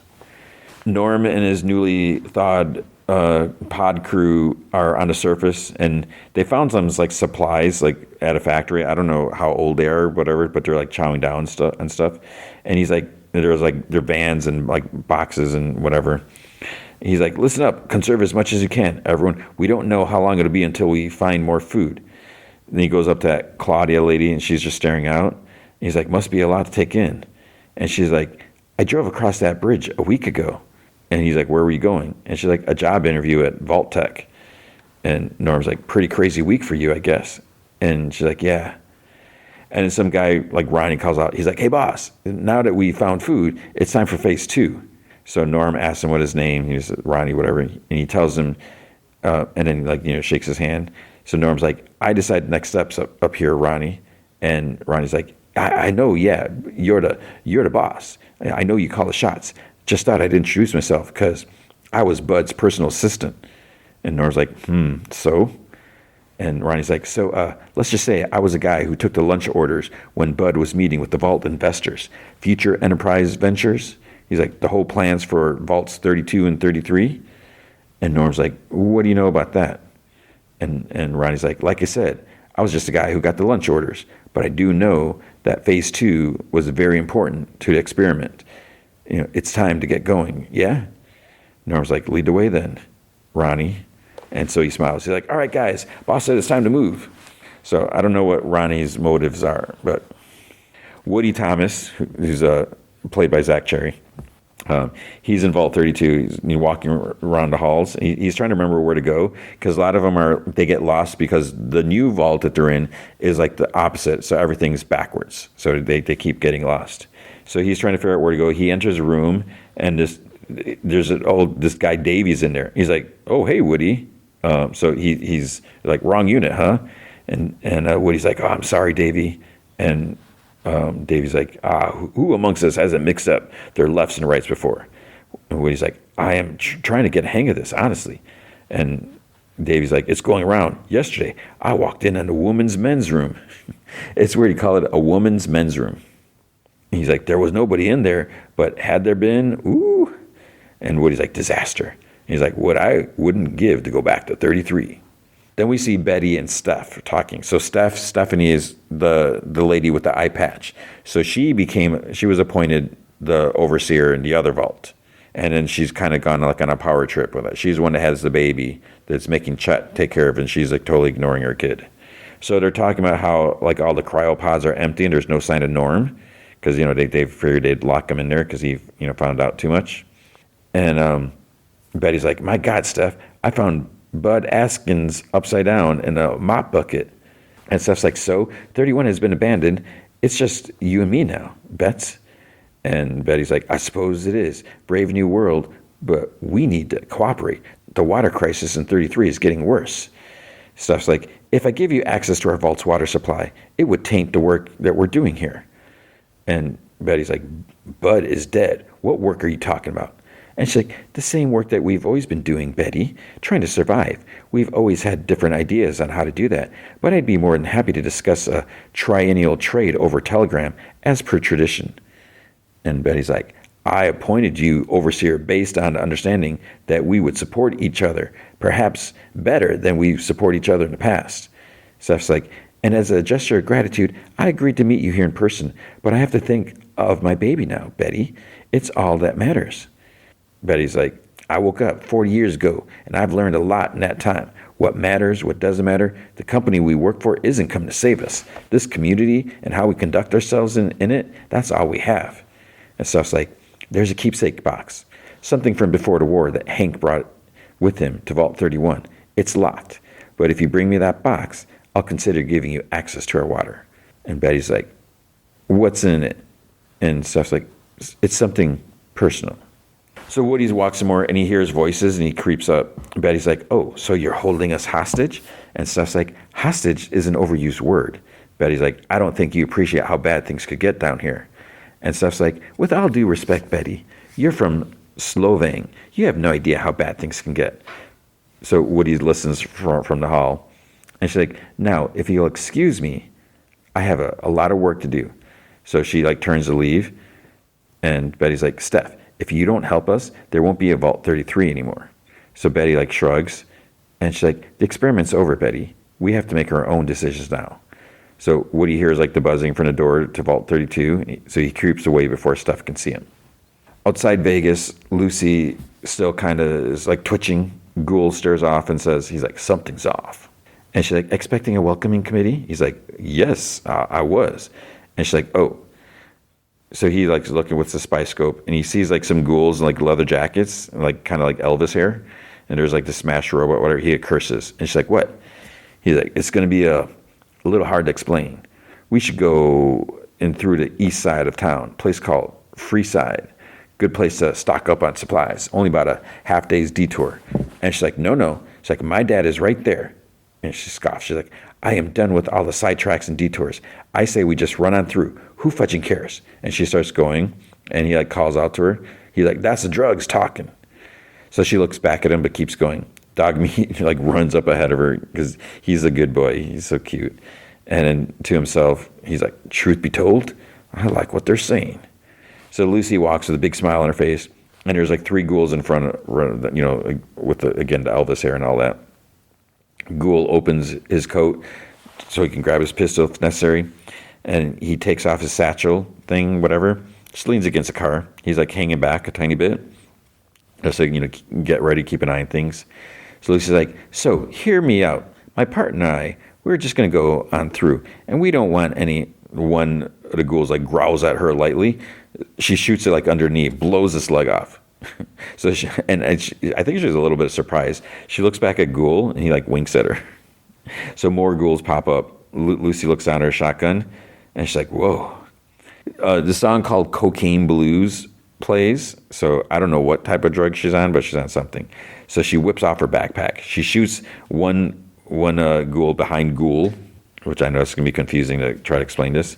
He pulls out a knife to be ready for a second one, but she shoots that one too. And as she shoots, I think she shot the first one on the ground, whatever, just take him out completely. She drops a gun, she picks up another from her backpack. She shoots one in the head that was sitting in the car. And the one like jumps up at her, knocks her down. She kind of smashes through like an empty crate. It's like trying to choke her, but she shoots it in the head with a pistol. And a little bit of blood splatters in her face. And she's like kind of a little surprised for a second, but then she smiles. So she's like feeling exhilarated. And she gets up. She's like, well, I'm good for heads. It's like, they're just ghouls, right? And she grabs like another big like assault rifle, shoots one, and he goes flying back. Then another. Dogmeat just like puts his head down to watch. Lucy sees another one like shuffling away, like it's big, like slow motion shot of it's big bullet going towards the back of his head and just goes right through it. He goes down. And she turns to Ghoul and smiles and gives him a thumbs up. And he walks towards her. And she's like, got any cigarettes? I'd like to try one. He's like, one addiction at a time. He looks around. Lucy's like looking at her hands and it starts shaking. So the drugs are probably starting to wear off. I don't know. At the desert base in the cafeteria, Thaddeus is like still in the armor. He's got like a tray like with food. He bumps, I don't know how he's going to eat it without everyone seeing him. He like bumps into this one guy because he can barely walk. And then he's like reminding himself, he's like, your name is Xander. Your name is Xander. He's like, you got this. No big deal. You belong here. But he's actually saying this and people can hear him. And he's like, you are loved. And there's a big sigh. He's like, okay, you know what? This is a bad idea. He sets his food tray down, turns around, and an elder, the elder from Yosemite, she's like, she wants to talk to him. She's like, emissary. He's like, emissary? Yeah, that's me. So she puts like a fist to her chest and she bows. She's like, I'm Elder McRae, Yosemite chapter. He's like, yeah, obviously. She's like, can I get a word? He's like, absolutely. Dante brings a bunch of kids into his room, tells them don't come out until the shooting stops. Maximus enters Quintus. It's like kind of like an office conference room. I don't know what it is. He closes the door behind him. And Quintus tells, there's two other people in there with him. He tells them to leave us. So then he looks at Maximus, who's standing there at attention, whatever. He's like, what did you do? He's like, I killed the emissary from the Commonwealth. And he pulls out like a big gun from his back. So Quintus picks up his tea, and so he's like totally calm. He's like, and now you intend to kill me? Elder McRae says to Thaddeus, she's like, as you're probably aware, there's an ideological gap between my chapter and Quintus. And he's like, uh-huh. And she's like, so even if you weren't here, I would have nothing to do with Quintus's little insurrection. And Thaddeus like, no, I bet. And she's like, but if you were to promise. And then Coronado Elder comes up. He's like, hey, what are we talking about here? Making deals? So, Coronado chapter can make deals too. And Thaddeus is like, oh yeah, I bet. And he's like, we'll give you Quintus' head on a spike today if you guarantee us 300 fusion cores. The Yosemite, she's like, Yosemite chapter will do it for nothing. All we hope is that Elder Maxon will remember us better in the future. And Coronado's like, see, that's what happens when you negotiate with women. That's why Coronado doesn't even let them in their ranks. It's like, that's how you know you can trust us. And she's like, I will stab you in the mouth. You keep talking. And he like kind of smiles.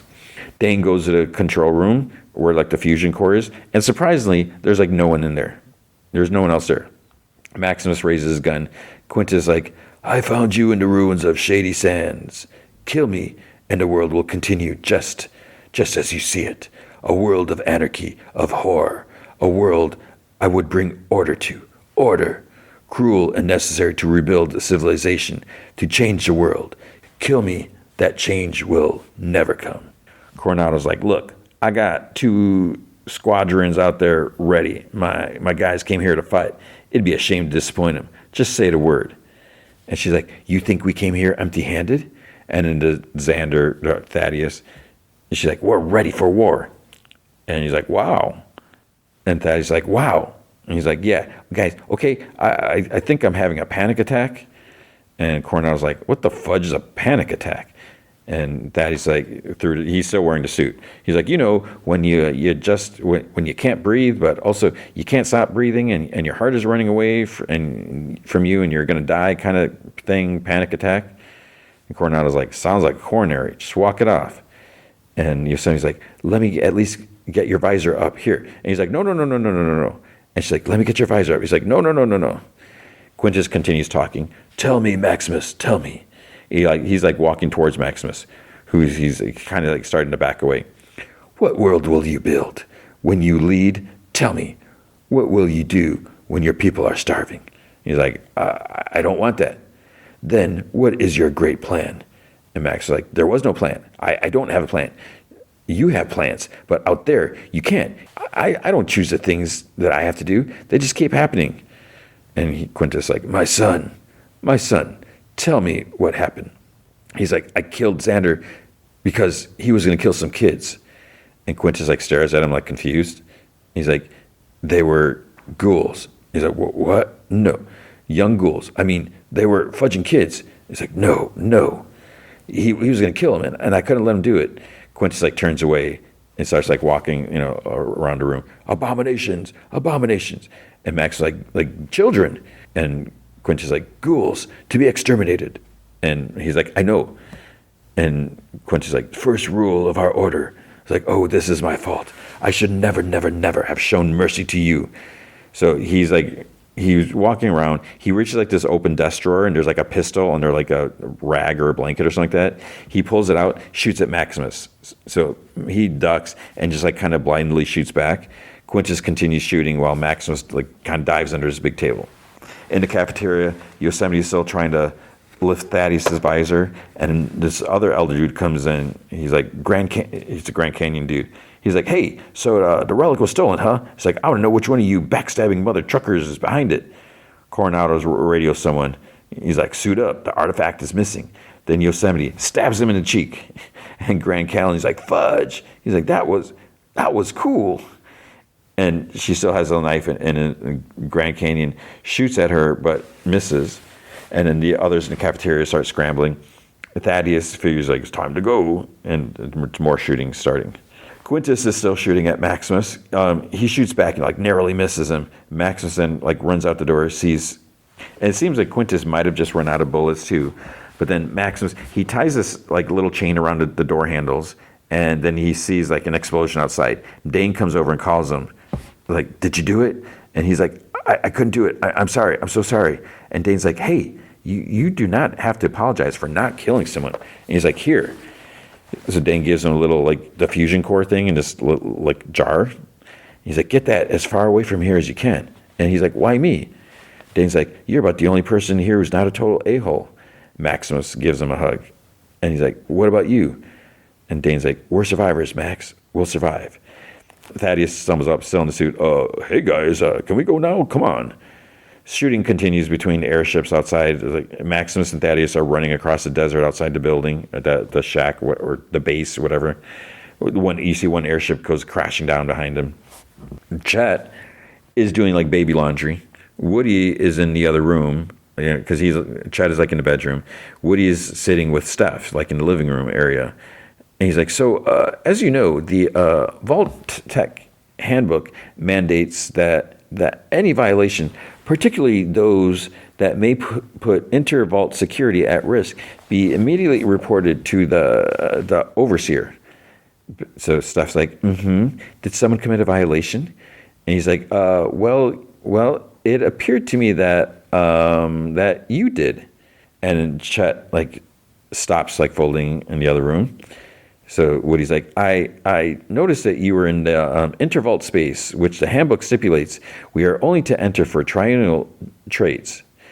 And she kind of nods, and she puts on her teacup. and crosses her hands and like kind of leans forward. Thank you for reporting this, Woody. You have followed protocol to the letter. He's like, okay, yeah, because I've never had to report a violation to the person who committed it before. So I'm not really sure what happens next. She's like, I'll be sure to escalate your report immediately. And he's like, escalate to whom? She's like, the overseer. And Woody's like, but that's you. And she's like, well, that makes it easy, doesn't it? Meanwhile, Chet's like, he found this like secret panel in the bottom of a drawer when he was like putting the like baby laundry away. And he's like, why were you in an intervault chamber stuff? And she's like, look, I know we're all pals here, but I do think it would be best if you referred to me as Overseer Harper from Huron Optics. And he like stammers like, yeah. And she's like, I'll be sure to let you know what my report finds.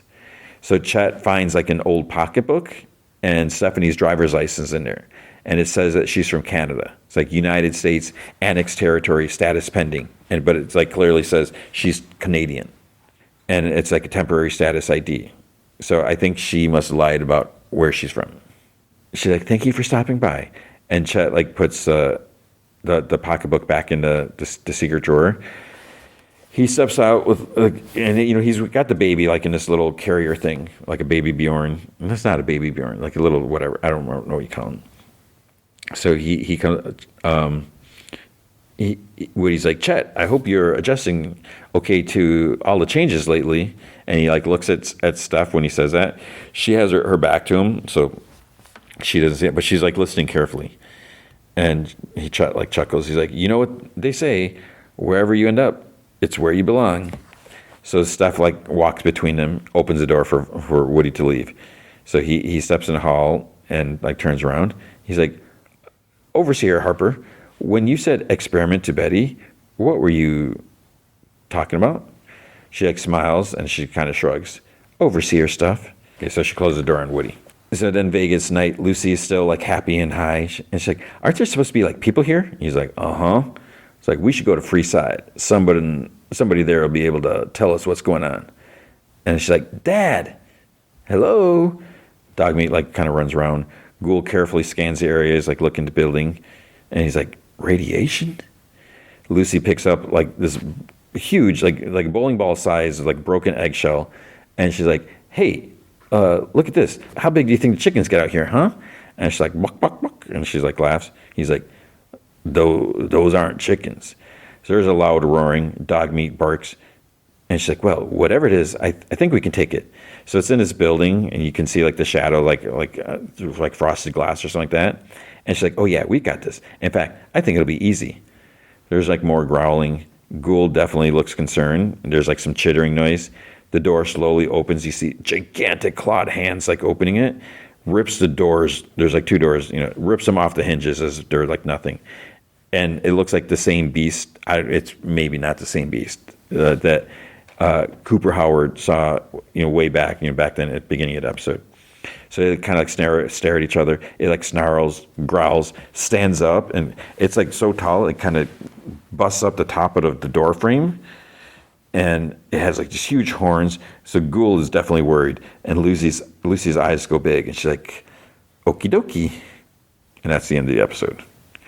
So she's all like ready to fight it, and she doesn't realize necessarily what she's getting into. But that is the end of episode 4. So I believe now episode 5 is out, and then later in the week, depending on when you listen to this, episode 6. So we're like, again, episode, like a week and a half behind. But that'll be it for this week. All right, we have reached, finally, the final episode of Stranger Things. So this week we are going to talk about Season 5, Episode 8, The Right Side Up. What I think is crazy about this was a 2-hour episode, 2 hours and 8 minutes. Although 2 hours, 8 minutes, I think there's like maybe like 10 minutes of credits, and then all the international credits and stuff like that Netflix does. But that's like 2 episodes. And it's really weird if I think about, I don't know if I should talk about it now or at the end. I mean, it's a good conclusion. This ends the series. I think there's always a possibility that, there's a couple ways that they could expand things, and I guess I'll talk about that at the end. As far as this episode goes, I mean, there's a couple little things that obviously I'm probably going to nitpick and complain about. Some things that were like a little cheesy, little cringy, whatever. But all in all, I mean, I feel like they did a good job wrapping things up and just dealing with everything. It was kind of weird in a way where it felt like, okay, we got the first hour, maybe a little more than that. It's like that was it. That's all the action. And then the last bit is just tidying things up, which, again, I can appreciate that. I wouldn't want it to just end and then be done with, because, you do want to see the aftermath and what's going to happen. So I think it was good that they did that. It's just kind of weird that, like, almost like the last hour of it, I mean, you get more emotional, I guess. It's not just about, like, action. So because it's so long, I should probably stop rambling now and just get to the recap, and then we can talk about some things afterwards. All right, so it starts off like at the base, like the Mac or the Mac Z, whatever it's called. The guy in the gate control, he's being questioned. He's like, I didn't open the gate, because they think that he let them in when they drove in, our heroes. And he's like, must have been some kind of malfunction. And the guy questioning him, he's like, he doesn't believe it. He's like, oh yeah, it malfunctions at the exact moment the truck shows up. Dr. K is there. And of course, this is one of the things, of course she's going to notice this. She sees this box for like an AM shortwave radio kit. And then she figures, maybe it was a malfunction, just not caused by us. It's like, of course you're going to figure it out, because you're like a genius, right? You're an evil genius. Is that what we're supposed to believe? In the Upside Down, Murray stops the truck, opens the back. As Elle's about to get out, Mike asks her if everything's okay, and she nods. And he says, he knows a million things have to go right for the plan to work, and a million things could go wrong, but he knows that they can do this. He's like, one last fight, and this whole nightmare, it'll be over. It'll finally be over. And she just gives him a hug and gets out, because she doesn't want to say, yeah, I'm going to kill myself. With my sister Callie. So they separate. Elle, Murray, and stupid Callie and Hopper. They walk like they're so cool. Somehow Ackers is situated a little bit away and is like spying on them with binoculars. I don't even know how they got there. I don't remember them, whatever. But somehow he's already there.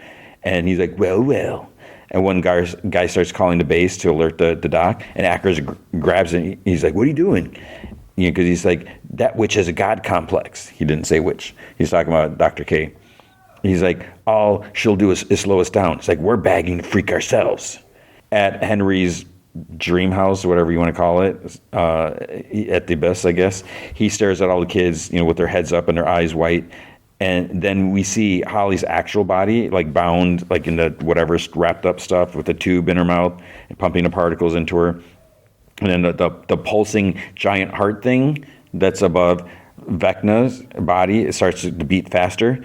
And here's the thing, we'll talk about this heart thing and this house, whatever, where Vecna's. So I'm referring to Henry, like in the dream, because Henry's in his human guise with the kids. Then there's Vecna, which would be Henry's actual body. And he's like suspended with this heart thing beating. And I don't know if we're supposed to know what that heart-based, what a heart thing is. We find out there, and it could just be like dumbness on my part, or just not remembering like stuff, little minor details from previous seasons or whatever. So if I'm talking about, you're like, why are you calling it that? Whatever. It's because I forgot what I didn't know. So we'll get answers here. So outside, the rocky cliffs are crumbling a little bit. And then we pan down into the Upside Down, and we're like, way up in the sky. So Mr. Clark and Erica, they're sitting like in a church tower, and he wonders, if they're all right. And she says, well, the truck is faster than a Humvee. So she's like, maybe like 5 miles faster. They had a 6-minute, 20-second head start. So that gives an additional lead about half a mile. Because, obviously, because Erica's smart, so she must have did like the calculations in that. She's like, so they're fine for now. She's like, the real poop hasn't started yet. And then he comments on, she didn't say poop. So he's like, language. And she says that this is an intro to science. Like, the situation demands cussing. And she asks, how does it feel saving the world and all that? He's like, it feels pretty swell. pretty GD swell, but he doesn't say GD. So, but then their smiles are cut off by the sounds of tire squealings. So that, they look out there. Several Humvees are approaching the church. I was like, well, that's convenient. How they know to go there? So a bunch of armed soldiers get out and enter. Dr. K's there as well, of course. And, she walks around and then she sees like the radio station van like parked outside. At the station, Max and Vicky are sitting. The lights flicker a bit, and Vicky starts to panic. So she calls Robin like on a walkie-talkie, asks if that's them or not the mutant Cujo's coming. Robin's like, no, it's us. It's like, it's too early to be stressed. She's like, save it for later. So they look at the radio tower there in the upside down. There's no sign of like the evil moving planet. Jonathan tells them not to rush up the ladders to the radio towers because they're about to climb up. So he's like, pace yourself. There's platforms along the way to use to rest. Murray pours some gas down like a pipe, and Hopper, he leads away with Elle, and Callie's like behind whatever. Then they enter what was the lab, what used to be their lab. Callie asks Elle if she's okay, and she nods. So there's a flashback to when Papa brought her into the room for the first time as a kid, and he says there's all these like scientists and security people in there. He's like, oh, they're all friends. He's like, they're just here to watch. She's like, don't focus on them. So she sees like the big bath tank. Murray turns the power on. Hopper tells him to get to the roof and careful with the C4. Hopper opens the hatch to the bath, and it's like the water is like clean, like pristine. So it's like good thing it's not like super nasty and everything like everything else is there. So he reminds her, 2 slow knocks means, and she's like, the abyss has started to move. And he's like, that's right. He's like, and you and your sister get in position, but you wait. You do not attack. The second I get confirmation that the planet's close enough to the tower, then I'm going to give you 3 fast knocks. And she's like, then we strike. We kill Henry. And he's like, and we pray to God, Dustin's right, and the planet stops moving. He's like, what could possibly go wrong, right?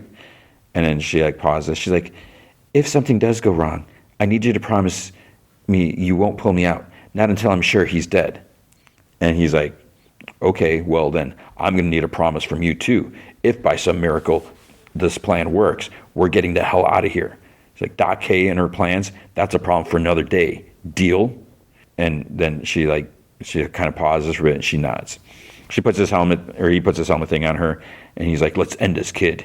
And then he sees Callie put on a blindfold. He just like kind of glares at her because he can't stand her. And he seals the hatch. Then he goes down. He raises his hand to her because there's like a window on the tank. And then there's like a shutter, so he closes that. The others are climbing the radio tower. Will comes up to the platform where Mike is taking a break. Mike, he's like, oh, he gives him some juice.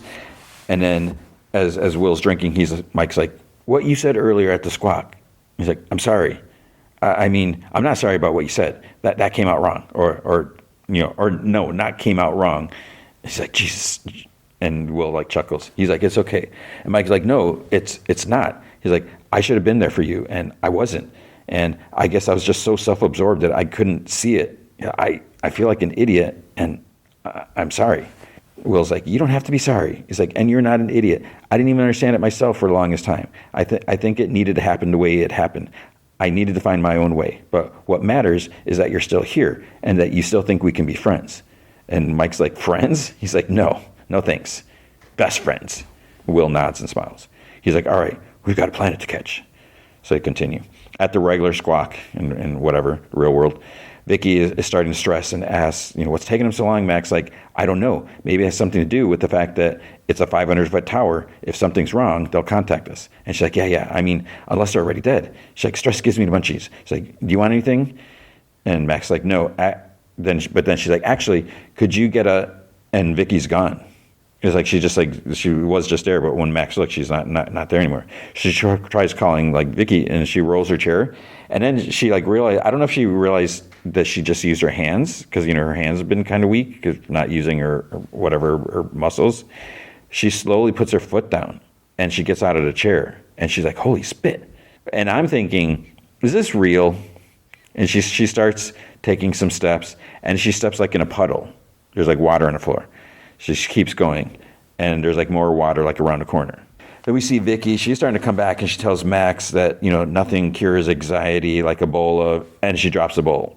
I think it was like a bowl of cereal. And she's actually still sitting in her chair, the wheelchair, but her eyes are wide, they're kind of white. Her eyes are like up, and they're like flickering. Her lids are flickering. So meanwhile, Max is still walking, or thinks she's walking. She reaches like the exit, but then there's just a door, and in the station, and she gets outside. It's like all black. There's a station there with like the neon for the radio station call letters, and it's like kind of reflected on the ground, like there's like water on the floor. Everything else is black. And Callie speaks, "Trippy, isn't it?" And she walks up with 11. Jonathan, Steve, and Dustin, and Lucas, they make it to the top of the tower. Nancy and others, they arrive there. Lucas and Dustin, they look at the view. They all look up and see, like, through the clouds, there's like, and some lightning, there's some like rocks, or like, I don't know if it's the bottom of the planet, whatever you want to call the abyss. Murray's on the roof and upside down. He radios Hopper, says that he has good news and bad news. He's like, the good news is our theory was correct. A giant planet is descending upon our heads.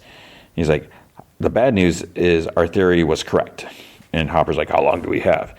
And he's like, not long. He's like, Supergirl better close it. We better be close in there. So Elle's walking with Max and Callie. Max says, so this is Vecna right now in the abyss? And 11's like, you don't have to whisper, but yes. And Max is like, okay, so why don't we just kill him right here? Because, he's just floating there. And she's like, I mean, he seems pretty dang vulnerable. Callie's like, we can't hit him here. And L11's like, we have to enter his mind. And Mac's like, isn't this his mind? And Callie's like, no. And 11's like, it's my mind. And Mac's like, what? And then 11's like, hold on. She walks closer. She takes his hand, and Mac's head kind of jerks back. There's lots of flashes, some like gruesome stuff or whatever. Then Max is in school, and Elle comes up to her, like still in her wetsuit, and she asks Max if she's okay. Max realizes during the past memory that she's already been there, and they start hearing some slow bangs, and Elle's like, oh, it's hot. She's like, the abyss is moving. And then she asks, how close are they to Henry's house?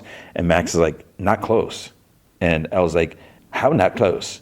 And Max is like, I'm not sure. And she's like, you said that you know his mind backwards and forwards. And Max is like, yeah, I do, but there's like a poop ton of memories in here. We're like Dorothy and Oz, except there's no yellow brick road. Everything connects, but there are like long ways and short ways. 11's like, well, we need a short way. And Max is like, yeah, no poop. Now, can you just stop talking while I try and think? So then they see Joyce handing out the flyers. I'm assuming it's like Harrington's dad. He walks up and he's like, Friday night? No way, for the play or whatever, the musical. And then Elle, as they're walking by, Elle's like, is that Joyce? And Max is like, yep. And through that door, Hop's sneaking a joint. And that way, Mr. Wheeler is feeling up Mrs. Wheeler. But I thought he was like older. When they went to the hospital, he was like, this is where there's discrepancy. I think I mentioned it when we talked about when they were admitted to the hospital. They're supposed to be there together, but it's like, whatever, it doesn't matter. Max is like, I wish we had time to sightsee, but we've got a planet to catch. At the station, Vicky is back, like snacking while watching Max's eyes flicker. Then she hears vehicles. There's 3 friggin' Humvees approaching. Dr. K is there with the soldiers, of course. They enter. They got, lights on the end of their rifles. They're sweeping in place. Vicky managed to bring Max to the secret door behind that shelf. So K, and when they're walking around, Dr. K looks in that room. I'm like, oh, is she going to notice something? But she just kind of stares, and she she seems like satisfied, so she keeps moving on.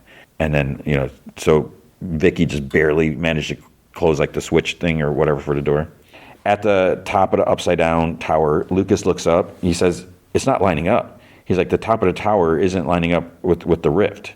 And Mike says, like, well, because there's like the needle, whatever, the thing that goes off the top. Mike says that if the rift hits the needle, the tower's going down. So Dustin radios Hopper and says that they're going to need Elle to stop the planet on the other side sooner.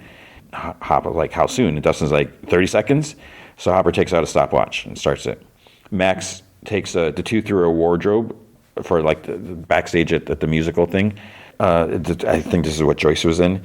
So then they make it to the stage. Hopper's watch says 15 seconds. So I don't know if time is happening, passing differently. The show starts. Elle's like, what are we doing? And Max is like, waiting. Then there's another bang from Hop. Elle's like, we need to strike. Dustin's like freaking out. And, he radios, he's asking Hopper, what's going on in there. And he says that he doesn't know. He can't talk to her, but he gave her a signal. And Dustin's like, well, nothing's happening over here. He's like, and we're about to get squashed by a moving planet, so give it again. So Hopper bangs like faster now. Elle says that they have to go. Max is like, this is the only way. She's like, just trust me. So Hopper's watch says it's at 27 seconds and then 28. The needle hits the surface of the planet. It starts like shaking, and they're all like hanging onto the top of the tower. The needle's like getting bent and squished. At the play thing, the curtains close at the show. And as soon as they're closed, Max like, now. So they go to the curtains, they open, as they pass through, they're like in the living room or something at Henry's dream house. And they actually come up behind all of them sitting in the dining room with the kids. 11 uses her powers, grabs Henry, flings him across the room. He actually smashes through like a window or like a patio door or whatever. He lands outside. And then all the kids snap out of the trance. At the upside down radio tower, the needles like snaps and falls over, knocks off part of the guardrail.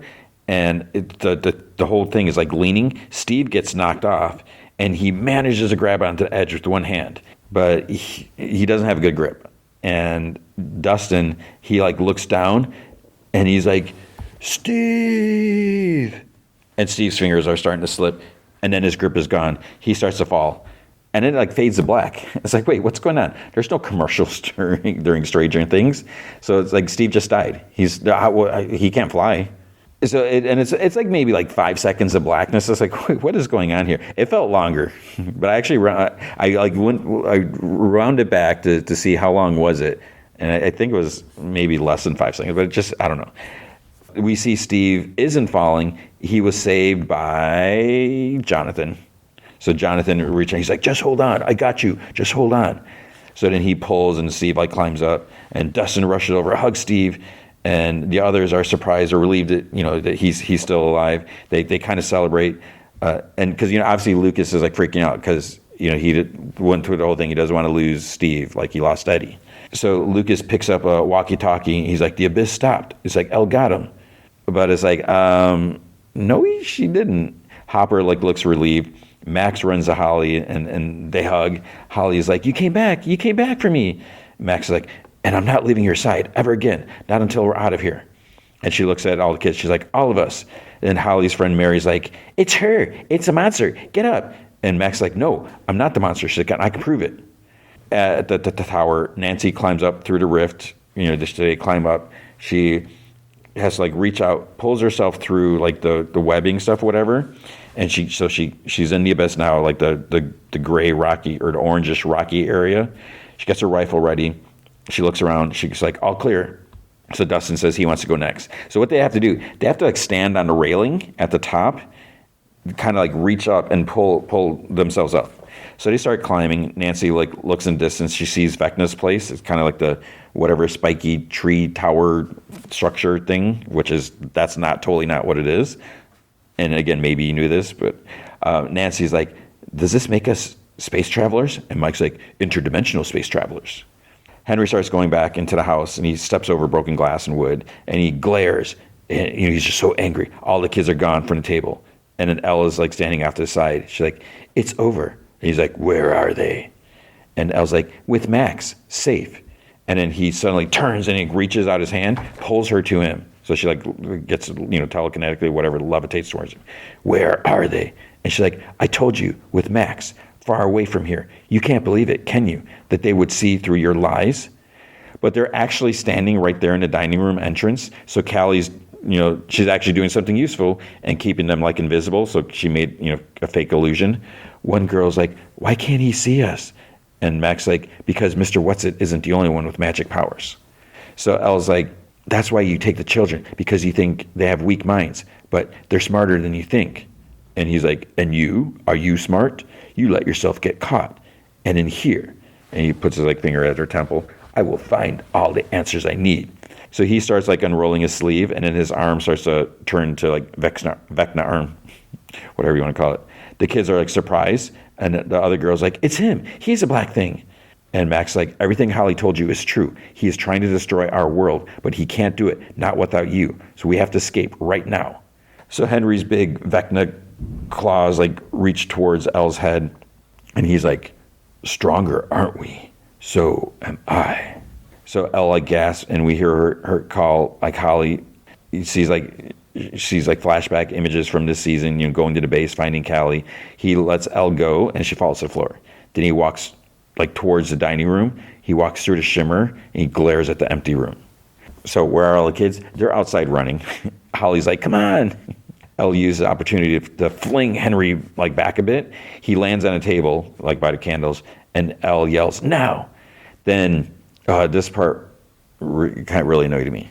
So stupid Callie, she runs out with a knife, gets on a table, and then she wastes the element of surprise by taking the friggin' time to say, hello, brother. And then she raises a knife, and then he calmly closes his eyes, and he's like gone by the time, and she just like stabs the table. And it's like, I was like, you friggin' idiot. She should have just jumped on there and whoosh, but no, hello, brother. And she just kneels there on the table looking around, and Elle like stands and looks like, I don't know if she was, probably not, but I feel like she was thinking like, you idiot. What you had one thing to do, actually two things. You had to hide the kids from Henry, and then you had to jump out and stab them. And no, you didn't do it. So the others are walk across the abyss, Mike and Dustin and all them, Nancy. They comment on expecting more vines or monster. Someone makes a comment about Henry being gone, and Dustin points out, he's like, well, we don't know what's going on. Elle stopped Henry moving to abyss, but he could, she could still be fighting him. So now Mike's a little concerned, and Will's like, she's been training for this, and she's not alone. She's got stupid Callie and Max. He didn't say stupid. And he says, he's sure Henry's dead, and if he's not, he will be. Lucas commends Dustin on the great job keeping up the morale up, and Steve like walks next to Jonathan. He's like, hey man, and Jonathan's like, hey. So Steve's like, I thought I was a goner back there. He's like, oh, you won. And Jonathan's like, yeah. He's like, look, just because I don't like you doesn't mean I want you dead. He's like, and I got a feeling, we're going to need you up here. And Steve's like, I don't blame you, by the way, for not liking me. He's like, I can be a real jerk sometimes. And Jonathan's like, yeah, I mean, same. And he's like, look, Steve, when I was away in California and you were there for Nancy when I couldn't be. And I thought, that was why things were off with us. But the truth is our problems had nothing to do with you. It just took me a long time to figure that out, to let her go.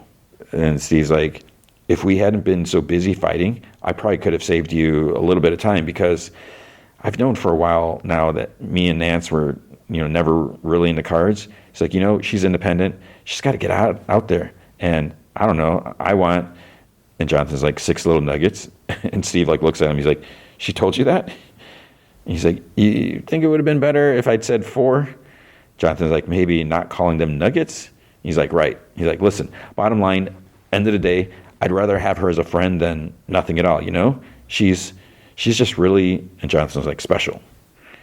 And Steve's like, yeah, I guess we can agree on one thing. And Jonathan's like, yeah, I guess so. I still don't like you, though. And Steve's like, I wouldn't want it any other way. And then Robin calls out, this part bothered me. He's like, hey, Ludbirds, you're going to want to check this out.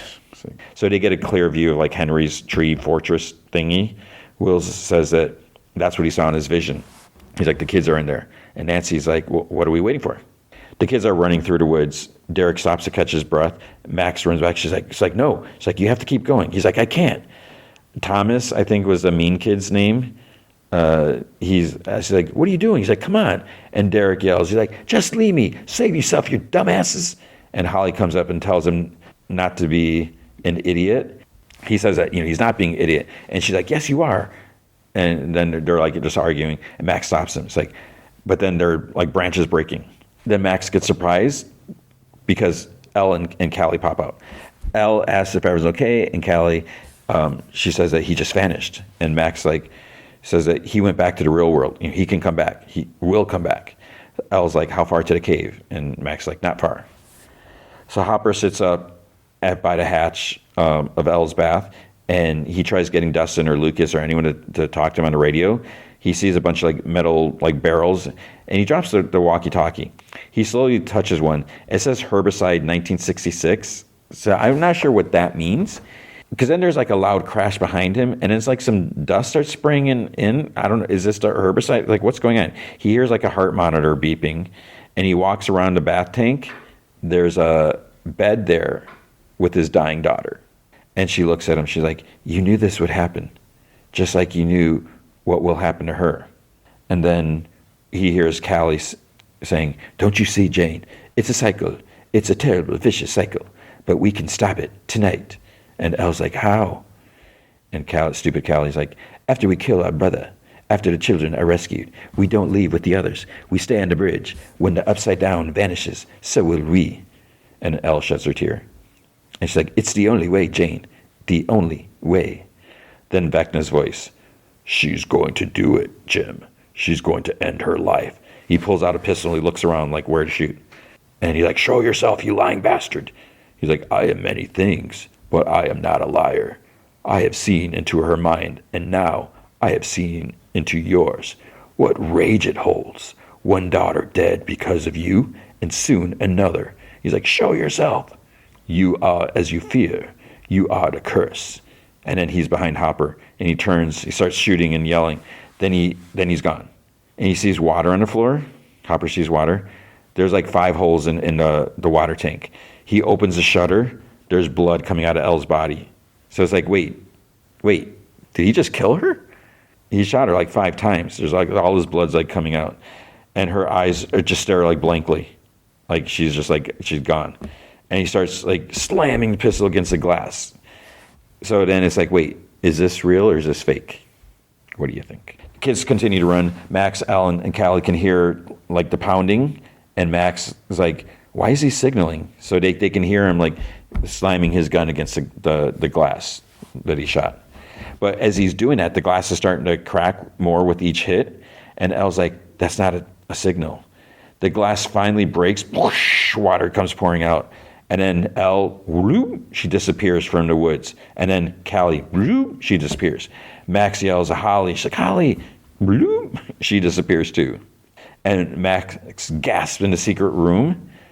And of course, unfortunately, as she, there's a soldier in the room outside, and he spins around. So he heard them. Hopper says, he's like, I got you. He's like, hang on. He lifts Elle out of the tank. Then he sees there's no blood or bullet wounds. And she whispers, she's like, what did you do? So stupid soldier smugly like slides the bookshelf door to reveal Max and Vicky. Dr. K's there. And she stupidly is like, hi there. And the whole idea of these soldiers just, again, doing whatever they want, no regards of actual law, thinking that, they have free reign over the town because it's quarantined. So soldiers go down the stairs to the secret basement. They're all cool. They all got their guns out, because they're so manly. No one is there. Of course, one decides to look at the overhead projector. Hey, Doc, they left their homework. She turns it on. It's like, I think it was like written out detailed descriptions of her plan. So it's like, did they really need to write it all out like that? So the kids are all confused. They call it to Max. What happened? Derek's like, he's like, she poofed away like a GD ghost. And Mary's like, asks if it was a black thing. Did the black thing take them? And Holly thinks, and she spins it out. She's like, listen up. She's like, we keep to the plan. We get to the cave. The black thing can't hurt us there. So follow me. Keep quiet and stay close. Let's go. So they actually listen and they start following. Elle decides to put some shoes on. Stupid Callie says the kids are all alone there. He's like, you have to get us back there. And Elle's like, I can't, not without the bath. He locked us out. We have to go to the abyss. Join the others. Like, we can kill him there. And she's like, there is no time. The worlds will collide long before we reach him. And Elle's like, not if Holly and the kids make it to the cave. If Dustin is right, without the kids, Henry can't do anything. And she's like, that is a lot of ifs. Elle's like, well, what do you want to do? We can't just give up, not now. And Hopper's like, isn't that exactly what you're doing, giving up?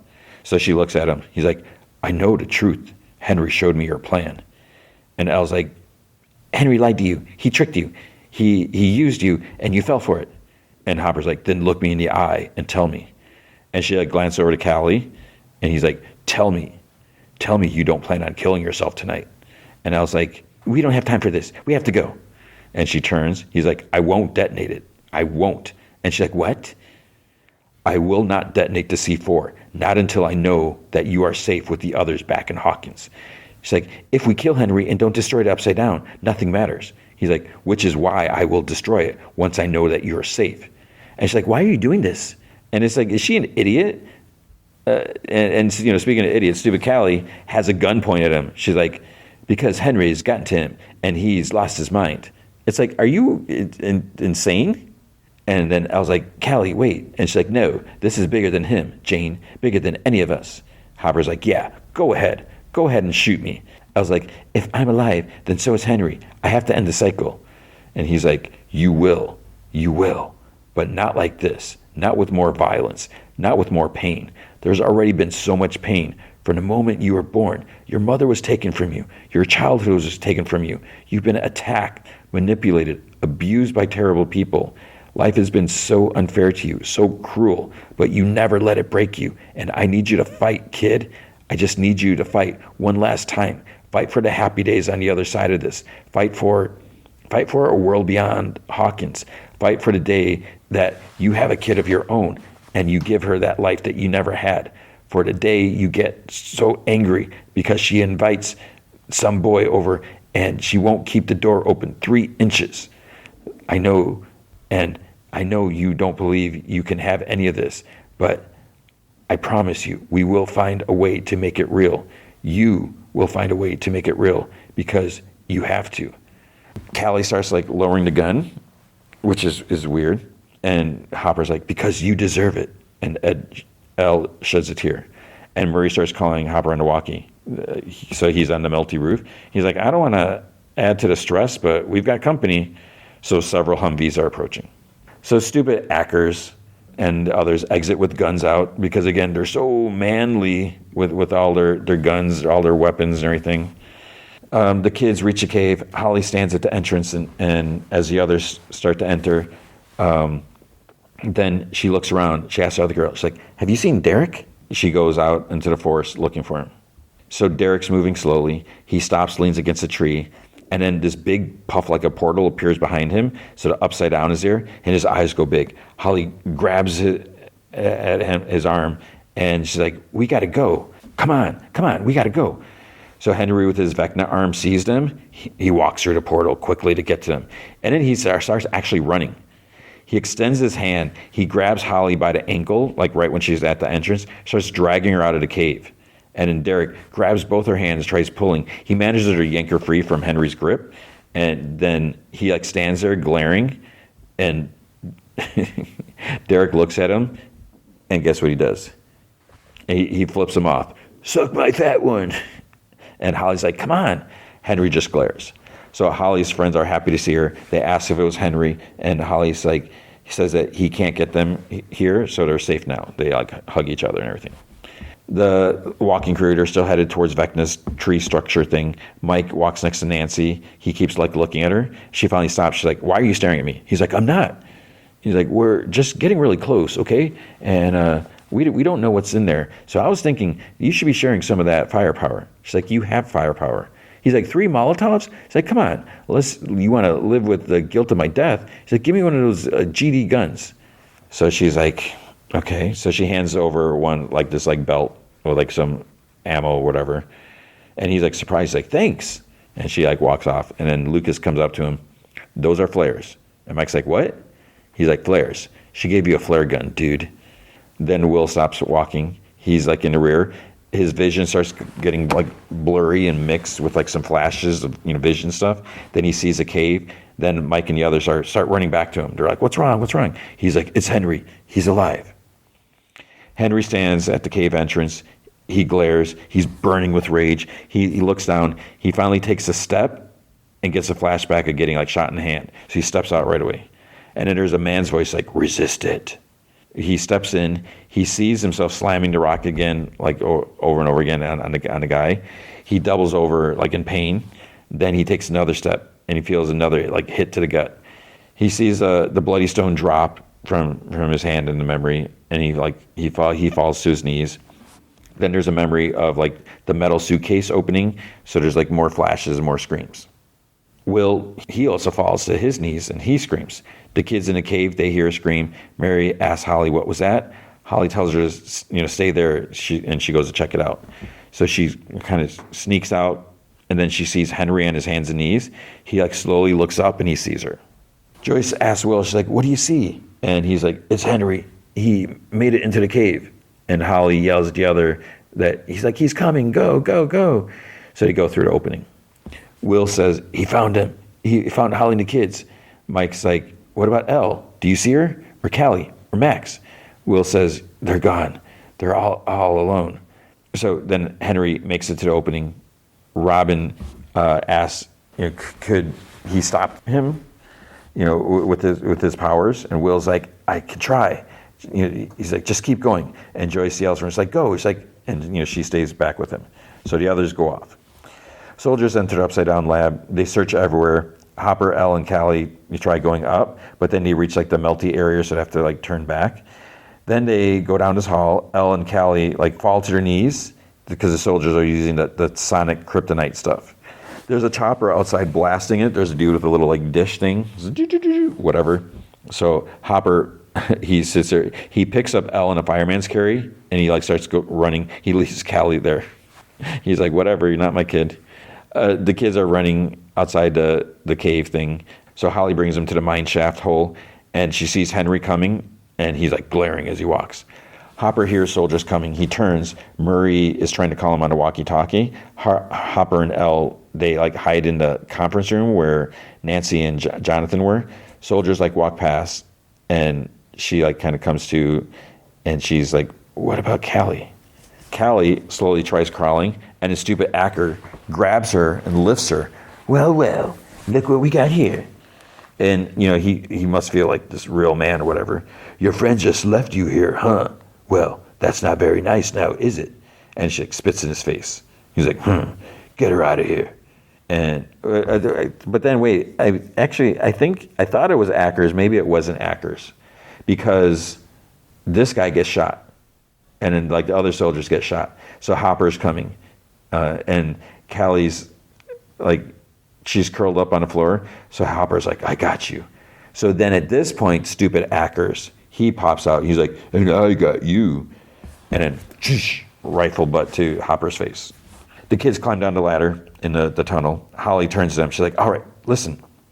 Anything you see in here is not real. It can't hurt you. Just keep your eyes on me, okay?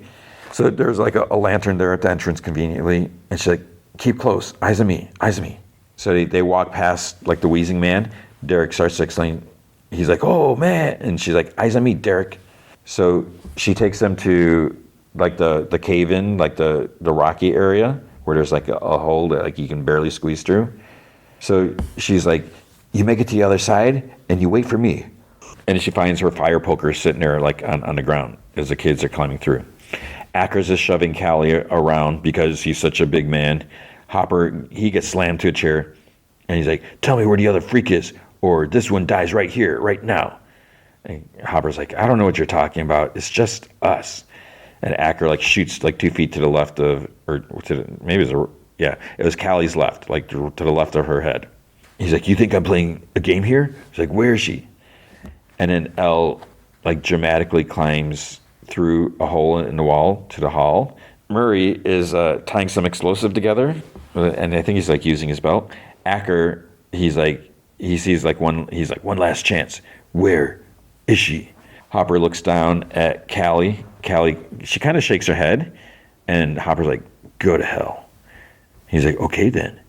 He aims his gun. Callie turns and looks at him. Murray pulls a pin and runs to the edge of the roof. Elle stumbles through the halls. There's like grunting and panting like all the way. Murray throws his bomb package, and it heads right towards like the helicopter blades. It blows up like right at the top. The explosion sends like a bunch of flying glass, like shards of glass through the window, and the soldiers like standing there. So Ackers, his gun shoots, but his aim, it looked like his aim was off. So he probably didn't shoot Callie in the head. And then the soldiers and Hopper all go to the floor. The chopper falls and goes up in a huge ball of flame. And when it hits the ground, the soldiers start like getting up, and then they each start like having their necks like or something like snap like. So Akers turns the door, raises his gun. Elle's there with her hand up, and he fights against her. His gun slowly moves up to his chin, and then blam. So bye-bye, Akers. So Elle made him shoot himself in the head. Then she sees Callie. So Callie did get hit. She got shot in the gut, and she starts crying. She asks Hopper, she's like, get some bandages, please. And he's like, just keep some pressure on the wound. Elle tells Callie, she's like, look at me, I'm here. She's like, you're going to be okay. She's like, I'm not going to make it. And Eleven's like, no, don't say that. He's like, you will. And she's like, don't cry, Jane. My story was always going to end here. And she's like, no. Hopper returns. Callie's dead. Do I feel bad for calling her stupid Callie? No. Now the others are like actually running towards Henry's place. I was like, okay, why didn't you do this before? Henry's actually made it down the ladder. So he's, he was not supposed to be able to get there, but he's fighting it, I guess. He calls out to Holly. She pops up behind him, yelling, whoosh, strikes him in the face with the fire poker, gives a nice big slash, like right under his eyes. Then she hits him again, opposite directions, like swings back. And then she tries for a third, but he catches her wrist. And he grabs her by the throat. And he squeezes her wrist to make her drop the poker. And he like shoves her back, which seems kind of dumb. He picks up the poker, and for some reason, Holly got knocked out by that. So I don't know. He walks towards her, and then there's a man's voice. How did you find me? You can hear that. And he like turns to like the voices. There's like the man that was down there and the younger him. He's like, please, mister, don't shoot. And the man's like, who are you? He's like, Henry Creel. I live near here. Who sent you? Nobody sent me. I was in a cave. I heard a scream. He's like, they sent you. And young Henry's like, you're just confused. You need a doctor. And blam. So that's where he shoots little Henry in the hand. Henry feels it in his hand. Will felt it in his hand. And Joy's like, she asks Will, she's like, what's happening? And Will's like, he's in a memory now. And he's scared. He's so scared. Elle and Hopper make it to the roof. Murray's relieved to see them. He hugs Elle. He tries hugging Hopper. He's like, what, you got no hugs for me? Or, he tries joking and stuff. Then he realizes Callie's gone. So Elle's like, she's like, she didn't make her. He's like, oh, I'm so sorry, whatever. And she starts like looking up, and she sees like the rocks up there. She's like, I can jump those boulders to the abyss. She's like, I'll be right there, right at the tree, shortcut. Hopper like stands, looks at her. She's like, Henry's still up there. Hopper's like, if you fall, she's like, I won't. If you make it, I will kill him. And he's like, oh yeah? And then what? She turns and looks at him in the eyes, and she smiles a tiny bit. When I was a kid, and you found me in the woods, I was scared, really scared. I didn't understand the world. I didn't understand people. You took me in, raised me, protected me. And he's getting teary, and we're seeing like flashbacks from like season 1 and all that. She's like, you became my dad. He like starts like shaking his head. She's like, but I'm not a kid anymore. He's shaking his head some more. And she takes off this bracelet. I don't know whose bracelet it was. I don't know whatever. I'm sure you might not remember. She's like, I'm not Sarah. And she gives the bracelet to him. She's like, she didn't have a choice. I don't know if it was his daughter's bracelet or what. She's like, she didn't have a choice to make, but I do. And I need you to trust me to make the right choice. I need you to believe in me. So Henry gasps as he watches his young self like slam the rock against the guy's like head, and I think blood splatter on his face. So then he grabs a suitcase. His face is bloody. Young Henry's face is bloody. He opens it. It hisses because like before we didn't see what was in there. Just like some smoke kind of like came out of it. So there's like something red. He takes it out. It looks like a rock with like pulsing upside down lights, like flickers or whatever, scratches. Then the view pans to the abyss, and then a growly voice is like, find me. And then the red glowing parts like swirl into the bullet wound in his hand, and his head like whips back. And Will screams. Henry screams. Young Henry gasps for air. The dude on the ground is not dead. He's like, you must resist it. It will consume all.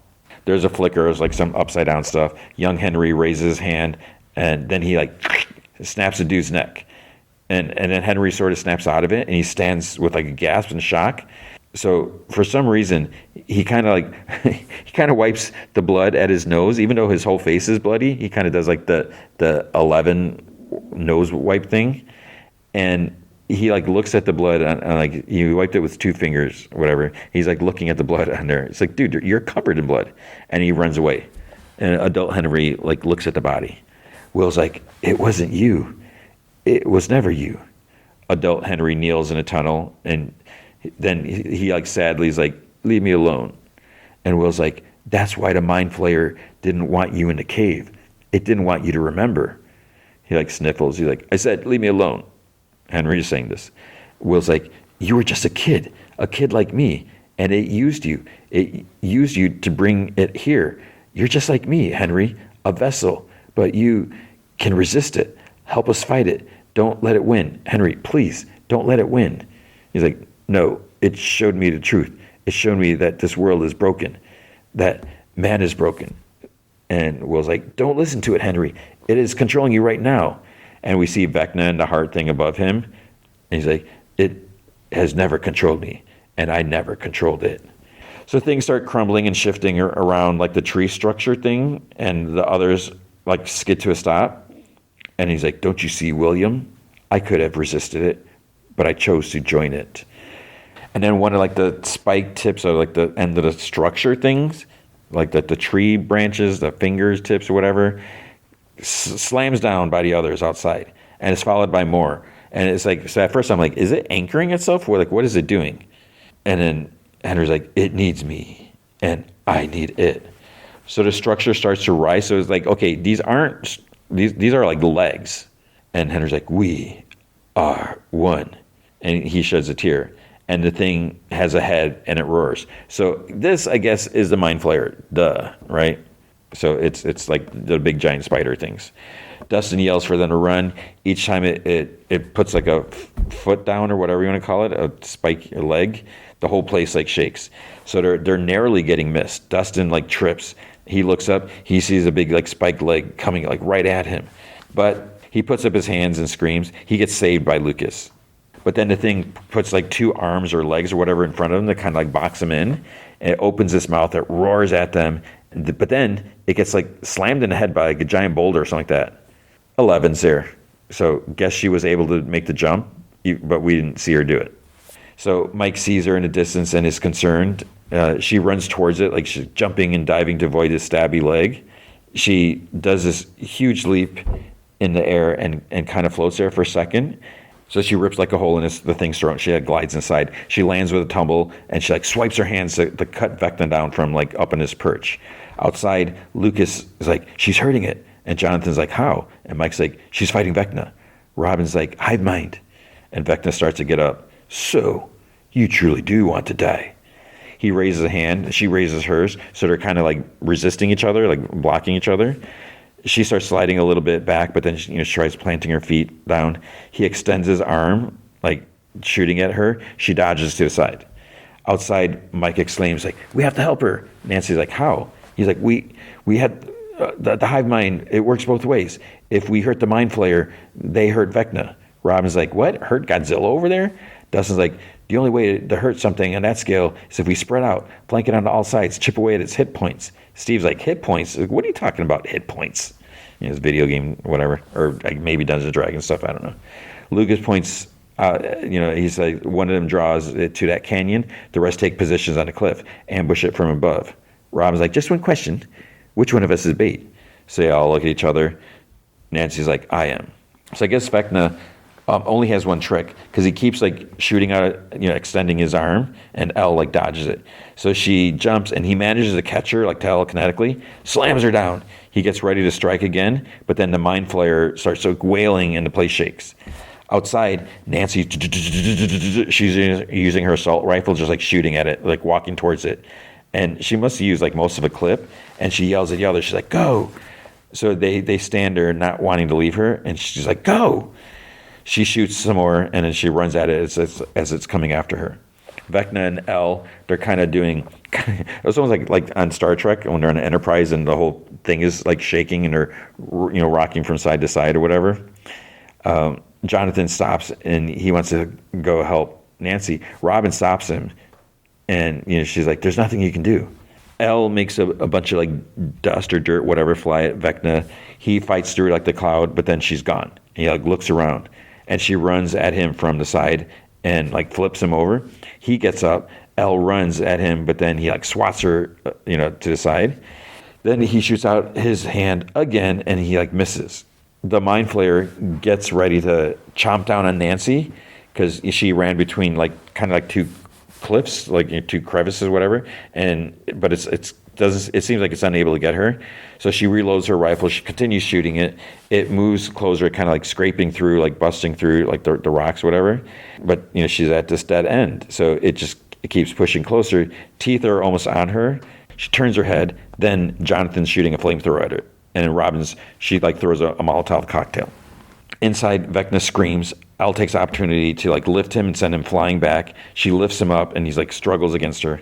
Nancy shoots some more. Jonathan's blasting with the flamethrower. The others throw like whatever they have. Like they have more Molotovs or whatever. Mike uses a flare gun.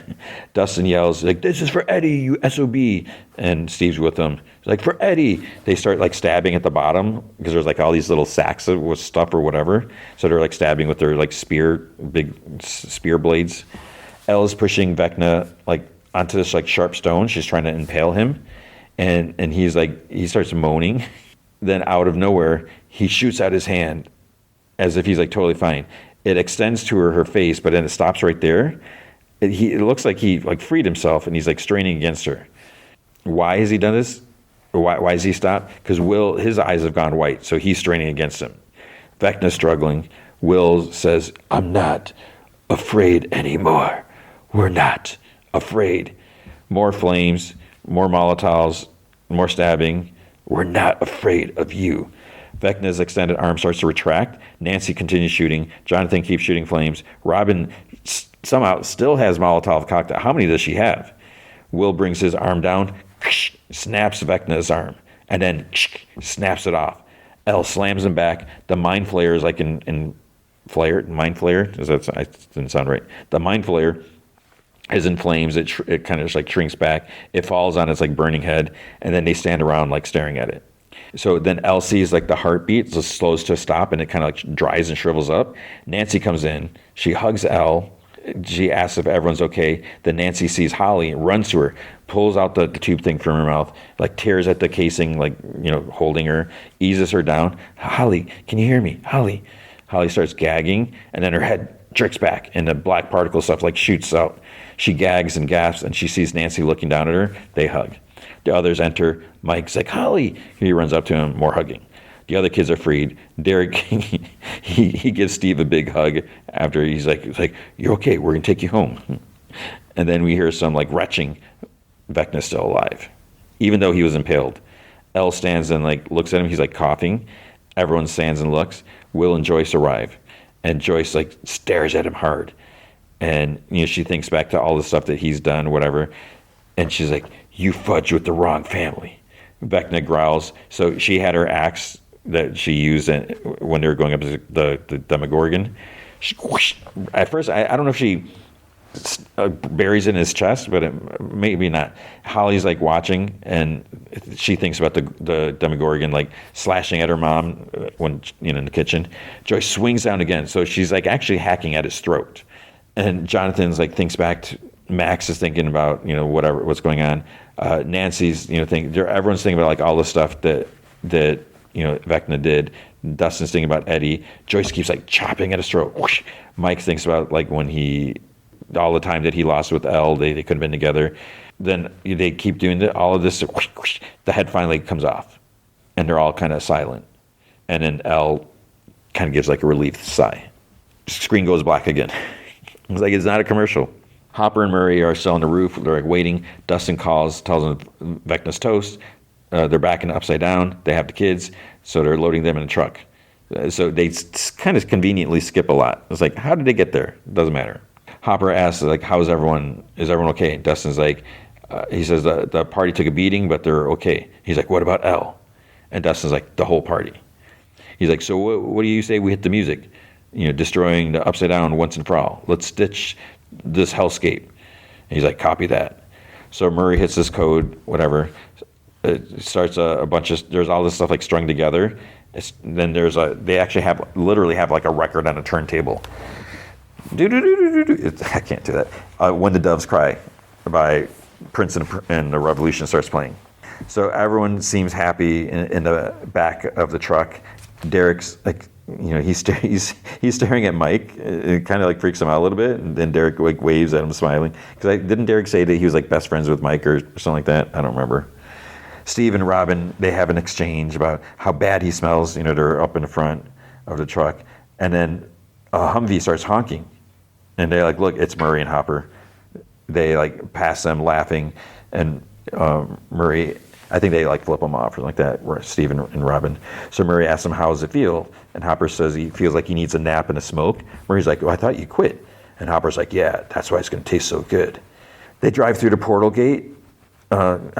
Murray and Hopper, but there's like tire spikes waiting. The Humvee tires, they get like slashed, whatever. It kind of swerves.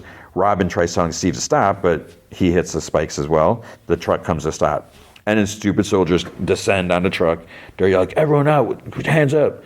Dr. K, she's standing off a bit and she smiles. She's like an absolute evil robot.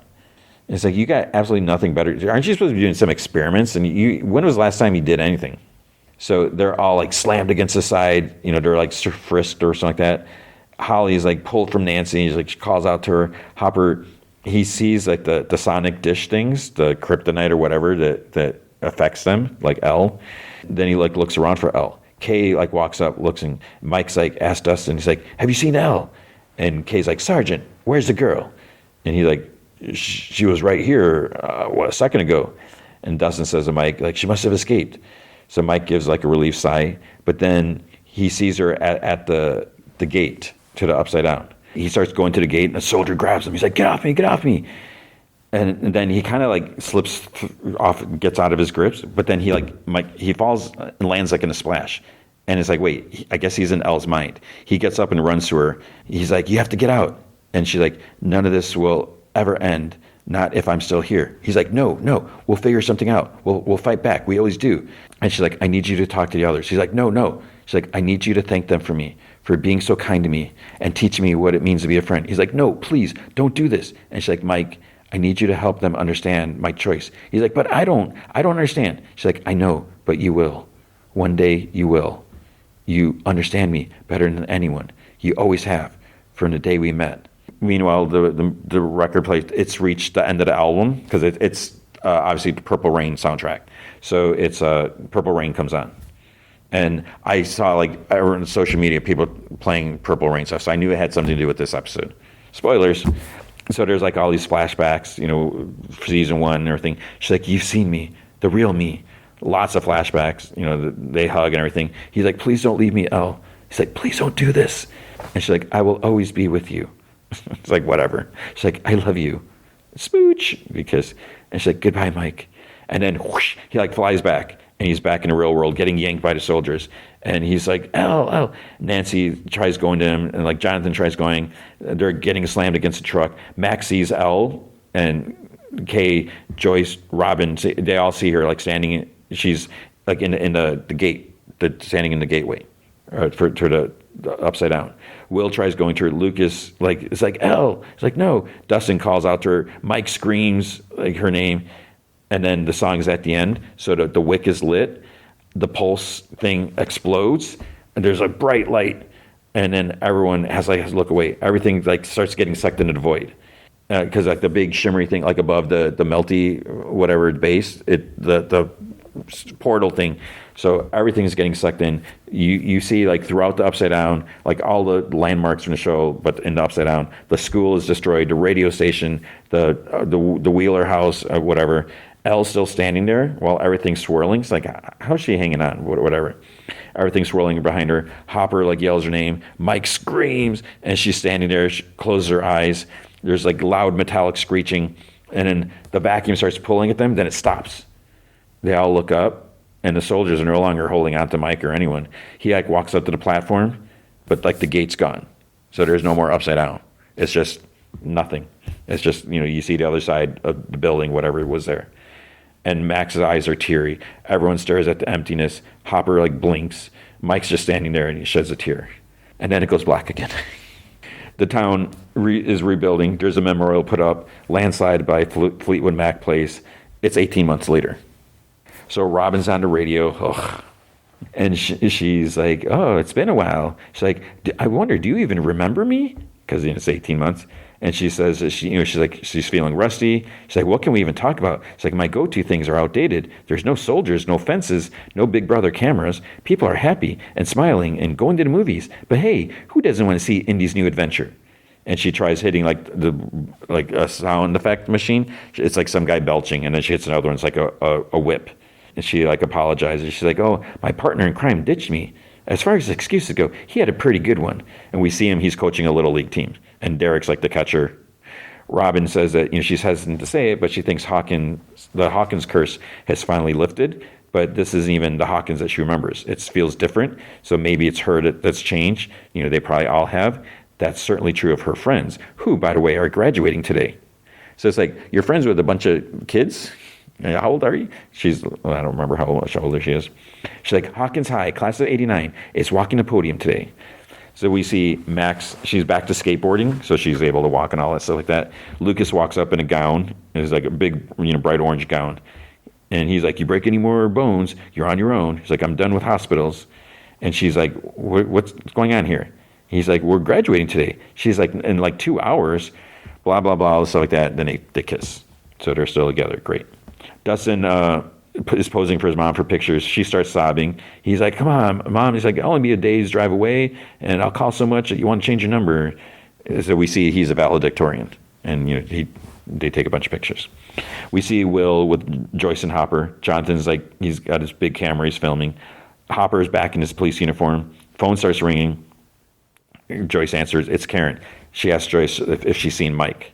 Mike is sitting in town, like the memorial thing. It's by where the gate was, and Hopper arrives. He's like, I thought I'd find you here. He's like, your mom is freaking out. And Mike's like, she'll never understand why I can't walk the stage. It'd be like a lie. Like, I'm okay with moving on, and I'm not. And he's like, yeah, I had this plan. Me and Elle were going to go someplace far away where no one would find us. He said a thing about somewhere with like 3 waterfalls. He's like, I don't even know if she believed him. He's like, who would? It's like so stupid, childish. It was like a fantasy plan. He's like, I should have had a real one. He's like, I just didn't think that she would. And Hopper's like, it's not your fault. It's not your fault. What happened is not your fault. Elle made her choice. Now it's time for you to make yours. And the way I see it, you got 2 roads ahead of you. You got one road where you keep blaming yourself for what happened. You keep going over it in your head, what you could have done differently. You push people away and you suffer, and because it's what you think you deserve. And then there's another road where you find a way to accept what happened, find a way to accept her choice. Doesn't mean you got to like it. Doesn't mean you even got to understand it and never think about it. You just accept it and you live the best GD life you can. I've been down that first road before, and I don't recommend it. As for Elle, I think you know what she would have wanted for you. So Mike nods and, sheds a tear. Hopper puts his hand on his shoulder. So graduation, kids walk out.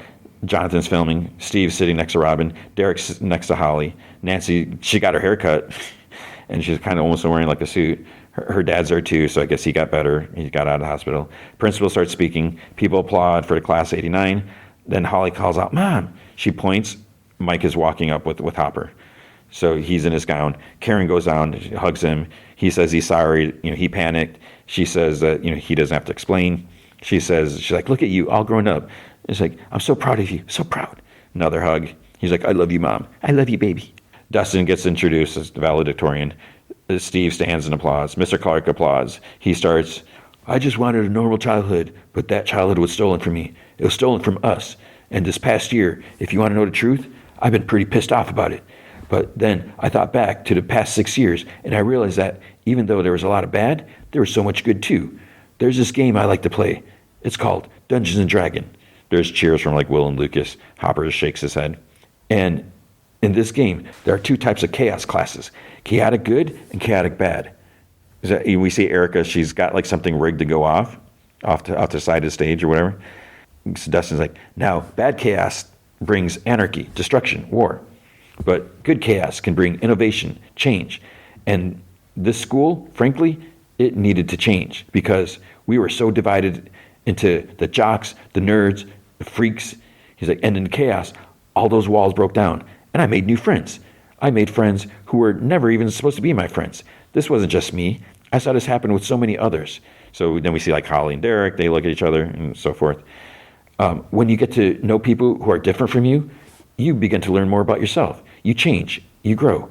He's like, I'm a better person now. I'm a better person because of them, because of my friends. So I'm not pissed off anymore, but I am worried. Worried because now that the chaos is over, Principal Higgins and every square like him is going to do their damnedest to put everything back in order. And I don't want order, which is why it's hypocritical that I'm wearing this thing. They're talking about the gown. It's like, I mean, we look ridiculous. What is this? We look like Roman senators. And people will start laughing. It's like, it's not that funny. It's not who I am. I don't think it's who any of us are. So honestly, screw it. Screw the school. And he takes off the gown. He has a Hellfire Lives t-shirt on. Principal stands up, starts like bark, like, he's like, what's his name? But he's like, Dustin, or whatever his last name. And Dustin's like, this is our year. Everyone cheers. And it's like, okay, whatever. It's like, oh, you're so edgy, all this. He yanks his diploma out of Principal's hand, and then he like flips him off like right in his face. It's like, whatever. And then Erica sets off there's a bunch of confetti that goes off. It's like, oh yeah, real great for an environment there. They throw up all their hats, their caps. But it's like, wait, did anyone get their diplomas?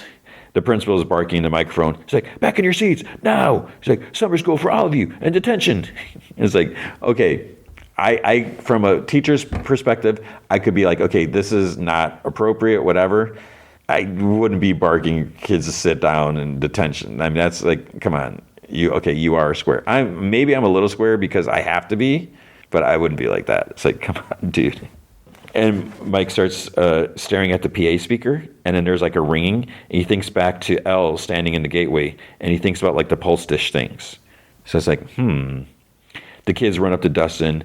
They're like, oh, Dustin, where? Mike's like, you're a madman. It's like, it wasn't that big of a deal. This cute girl, whatever, is supposed to be cute or hot or I don't know. Stacy, her name's Stacy, she comes up to him, she's like, what you did was pretty badass. And he's like, well, I was going for a Belushi thing, but he's like saying stuff. She has no idea what he's talking about. So she starts walking away, and he's like, why? What am I saying? But then she's like, I'm having a party tonight. You should come, all of you. And Will's, she walks off. Will's like, should we go?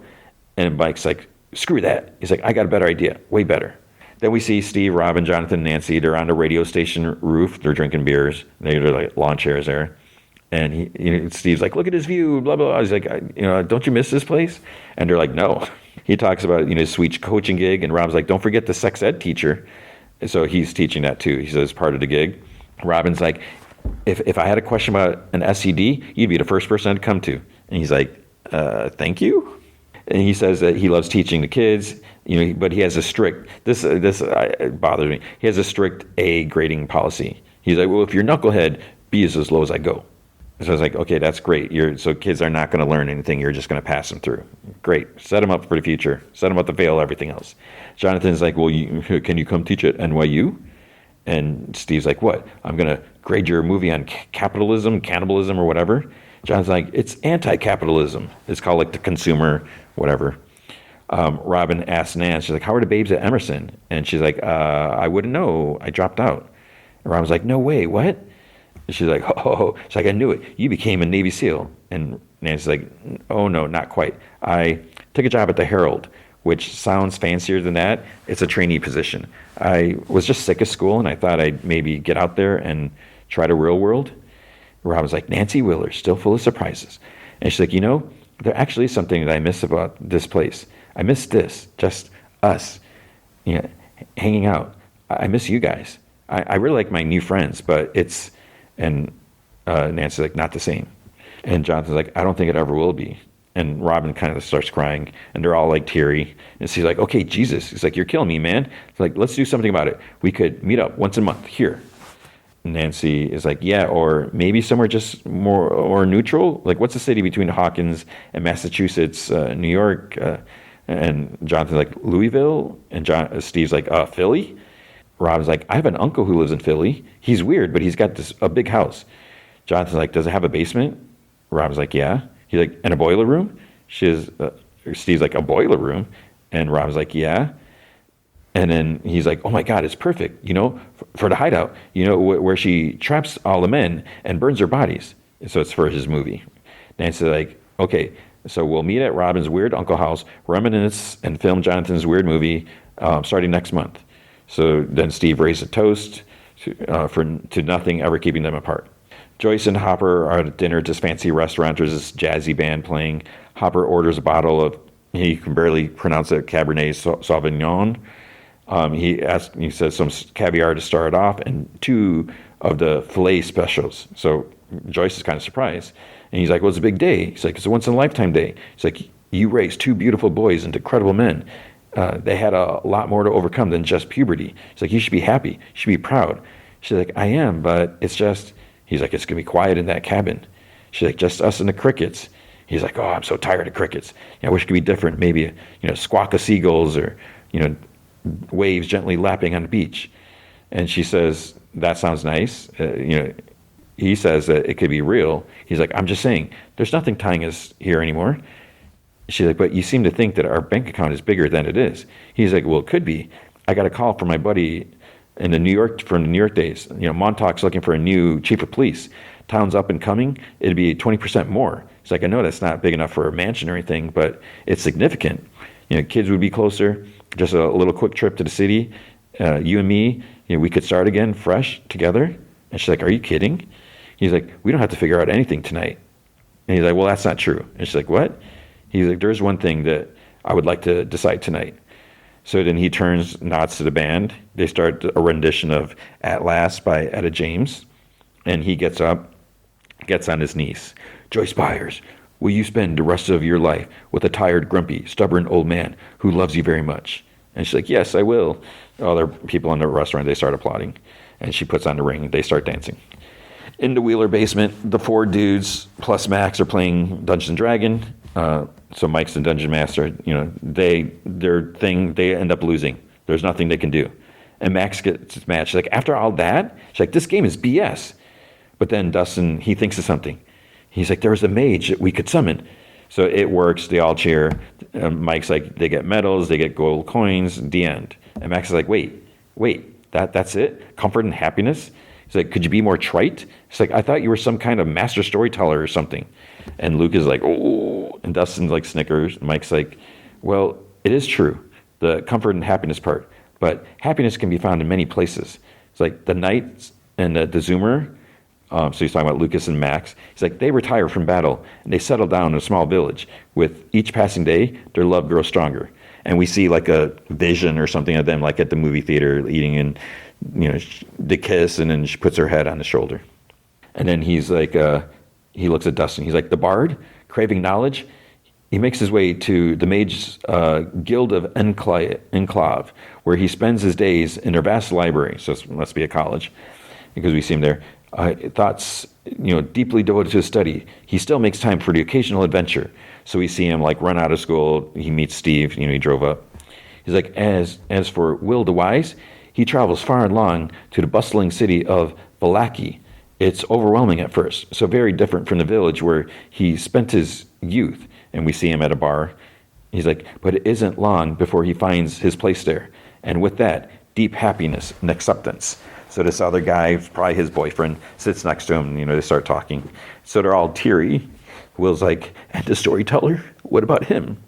So Mike's like, the storyteller keeps telling stories inspired by his friends.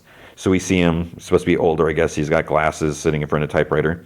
One day, he hopes their tales of grand adventures will spread far and wide across the land so all can know of their great bravery.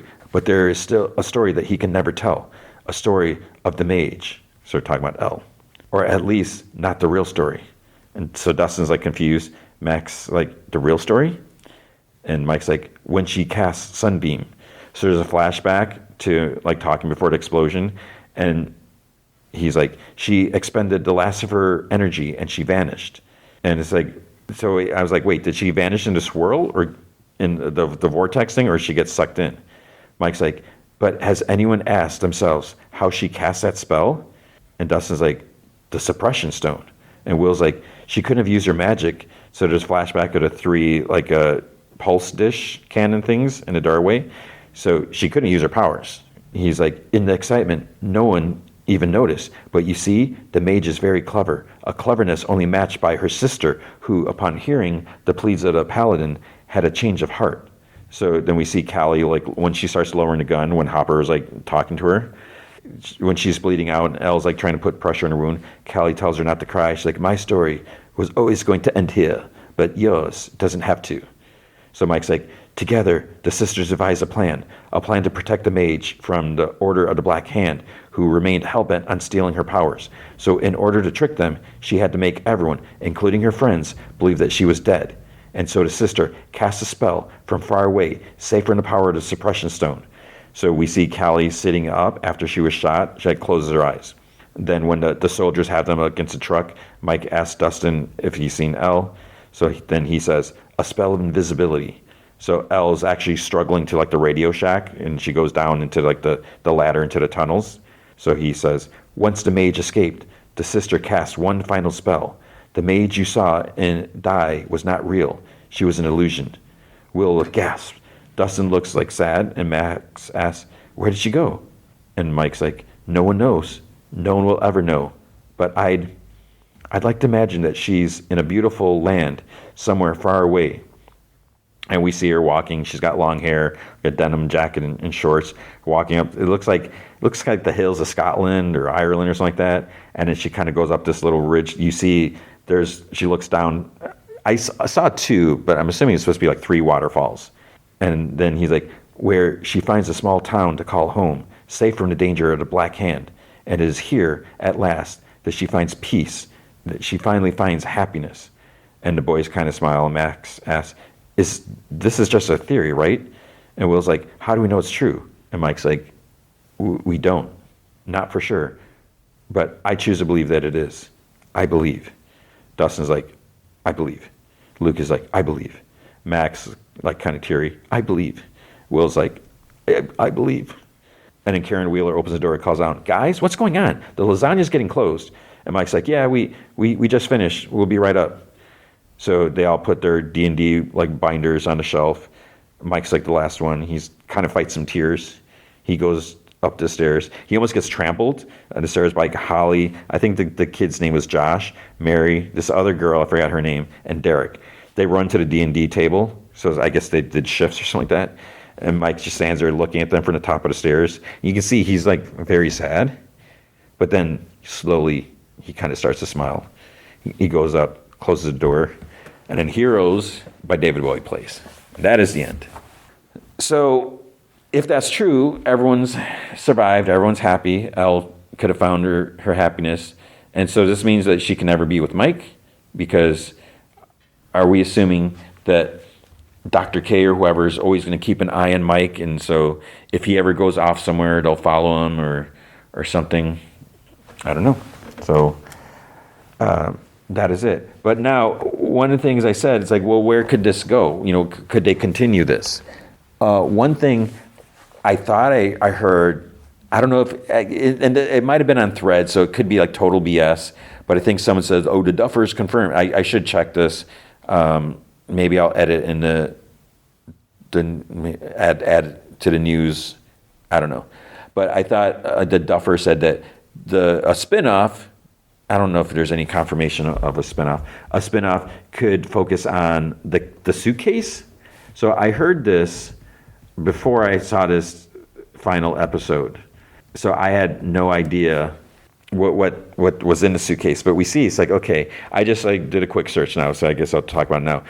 It says, so I just did a search, yes, there are confirmed Stranger Things spinoffs in the work, including an animated series called Stranger Things Tales from 85, focusing on original characters with new voice actors, and a new live-action series with fresh characters and a different mythology, both aiming to expand the universe without the original cast, with Tales from 85 expected in 2026, and a live-action project exploring deeper lore as detailed in recent interviews and announcements after Season 5. Okay, so yeah, new series of protagonists, different location, own mythology, still connected to the Stranger Things world, focusing on deeper lore with new adventures. Duffer Brothers will shepherd the projects but won't be showrunners for the new live action series due to other commitments. No main cast returns. The spinoff will not feature the original Hawkins characters. But what about I was thinking the other thing is like what about the kids? I mean, maybe there's not like Holly and Derek and them. You know, I don't know, maybe there wouldn't be anything really there to tell. And I don't think we'd want to see we can't really see like Steve and Jonathan and Nancy because they're all separate. So like that doesn't really make sense unless something brings them together. But yeah, so who knows? Other related projects. Stranger Things: The First Shadow, a prequel play, not a series, set in London. Okay, whatever. So, but maybe we just leave it at that. I don't know. We'll have to see what's next. But that is it for now. So I say, yeah, just call it at that. There's really not much else to do. Yeah, I don't know the whole thing with the suitcase and what is there a story there? So I don't know. But that is it. No more Stranger Things. Whatever. No more OG Stranger Things. So that was it. That was long. So let's move on. All right, the movie feature is 28 years later, The Bone Temple. So I find this interesting. I think I mentioned it earlier. The fact that we had, what was the last movie? Was the last movie just 28 years later? So we got 28 years later, then we got 28 years later, The Bone Temple. It's weird that these movies came out so close together, because 28 years later came out. When did that come out? That came out on June 20th. So it's like 7 months ago. Okay, it doesn't feel like it was that long ago. It's weird because if you saw 28 years later, and I assume you have if you're listening to this, but 28 years later, it was its own movie. It was fine. It told the story and stuff like that. Introduces us to like what the world is like 28 years later after all this. But then the way it ends, it kind of like goes off in this different direction. It's like, who are these blonde people doing like parkour flips or whatever? It's like, what is happening? What's going on? And that's like, it kind of sets up for this movie. Now, the Bone Temple, we saw that in the last movie. Ralph Fiennes is kind of keeping this memorial. So he takes the skulls and he burns off the skins and clean whatever, and he puts them up on this big temple pyre whatever thing. And we also had this kid Spike from the first movie who he encounters the blonde people. This guy's name's like Jimmy or something like that. And Jimmy has this, I don't know what you'd call it. It's like not really a cult, but it's like he has like these kids and and then they just go and I guess they like, terrorize people, do whatever they can do. As far as like what is the point, what is not necessarily the point, but the premise of this movie. So, we have Spike, his situation, and like the Jimmy's whatever thing. And we have Ralph Fiennes, because he's still he's I don't know if he's doing like research and stuff like that, but he kind of has this little bunker. He keeps encountering what are they called? Like it's like are they just regular infected? I guess it's no, I think they were alphas, right?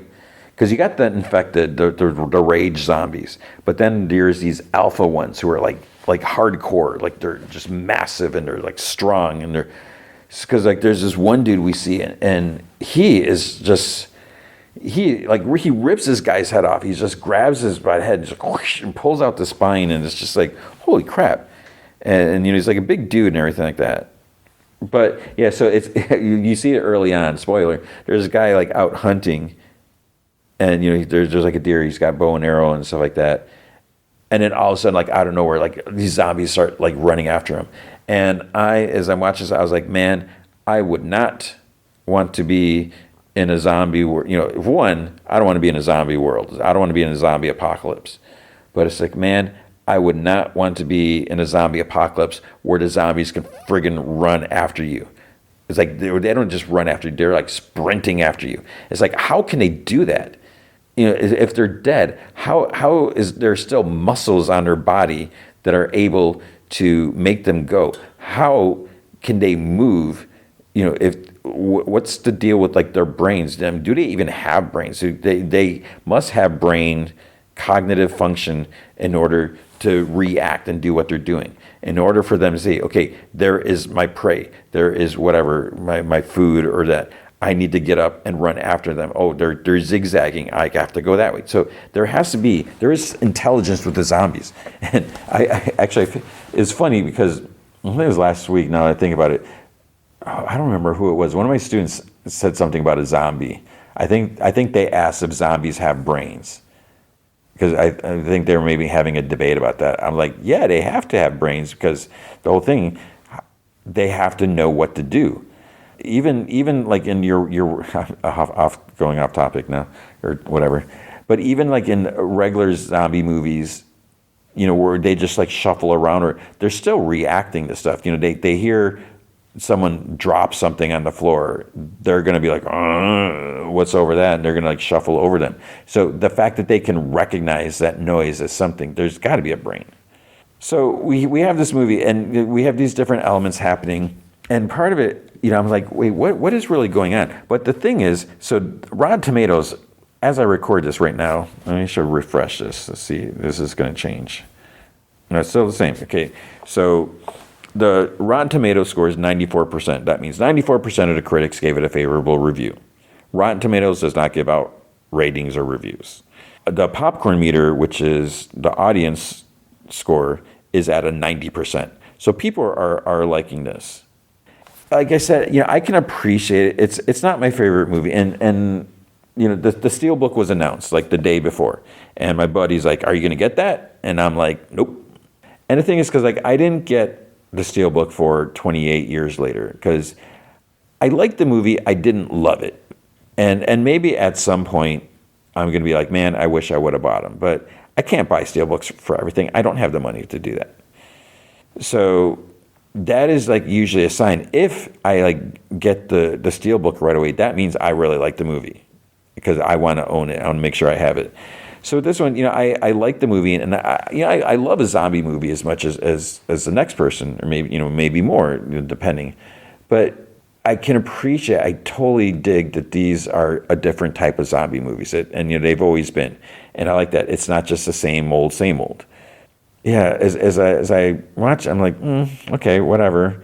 Yeah, so I do like it, and as we see more of Ralph Fiennes here, I'm starting to, as he's sitting in, he's got like a little generator or whatever, and he's like listening to records, and he's playing like Duran Duran and like singing along, and it's there's this other part where he does this whole big thing, and I don't want everyone to get into spoilers. But it's Iron Maiden, Number the Beast. And there's like this whole big thing. And I'm like, what the heck am I watching? So that was pretty amazing. I was just like, wow, Ralph Fiennes. I mean, that was something. Yeah, we got the different things. We see more Spike, and I really don't want to get into spoilers or anything like that because one, if you haven't watched it, you're not going to know what I'm talking about. You're not going to care. Two, if you watch the first one but you haven't watched this one yet, I don't want to spoil things that because with the movies, I feel like you should watch it. And what it comes down to, yes, you should watch this movie. Did you see 28 Years Later?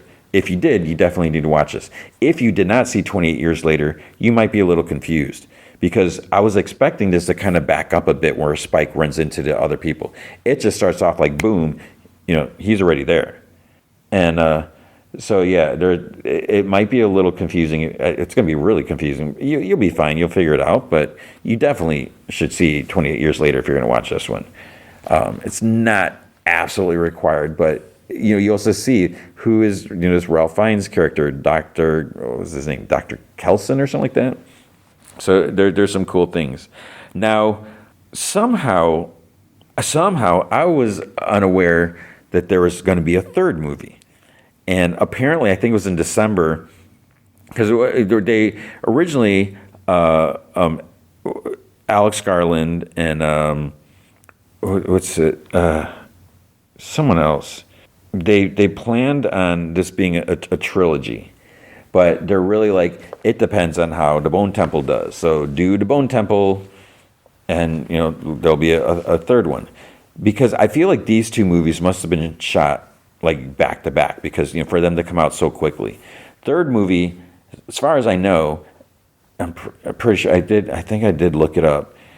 Hasn't like started production yet, so they're looking to start soon. Obviously they want to get going on this.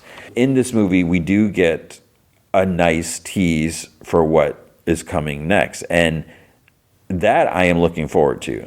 What they set up there and how they set it up. That I don't want to say anything, but what is set up there, I'm like, okay, yeah, I do want to see where this next chapter of the story is going to go, and it'll be interesting because.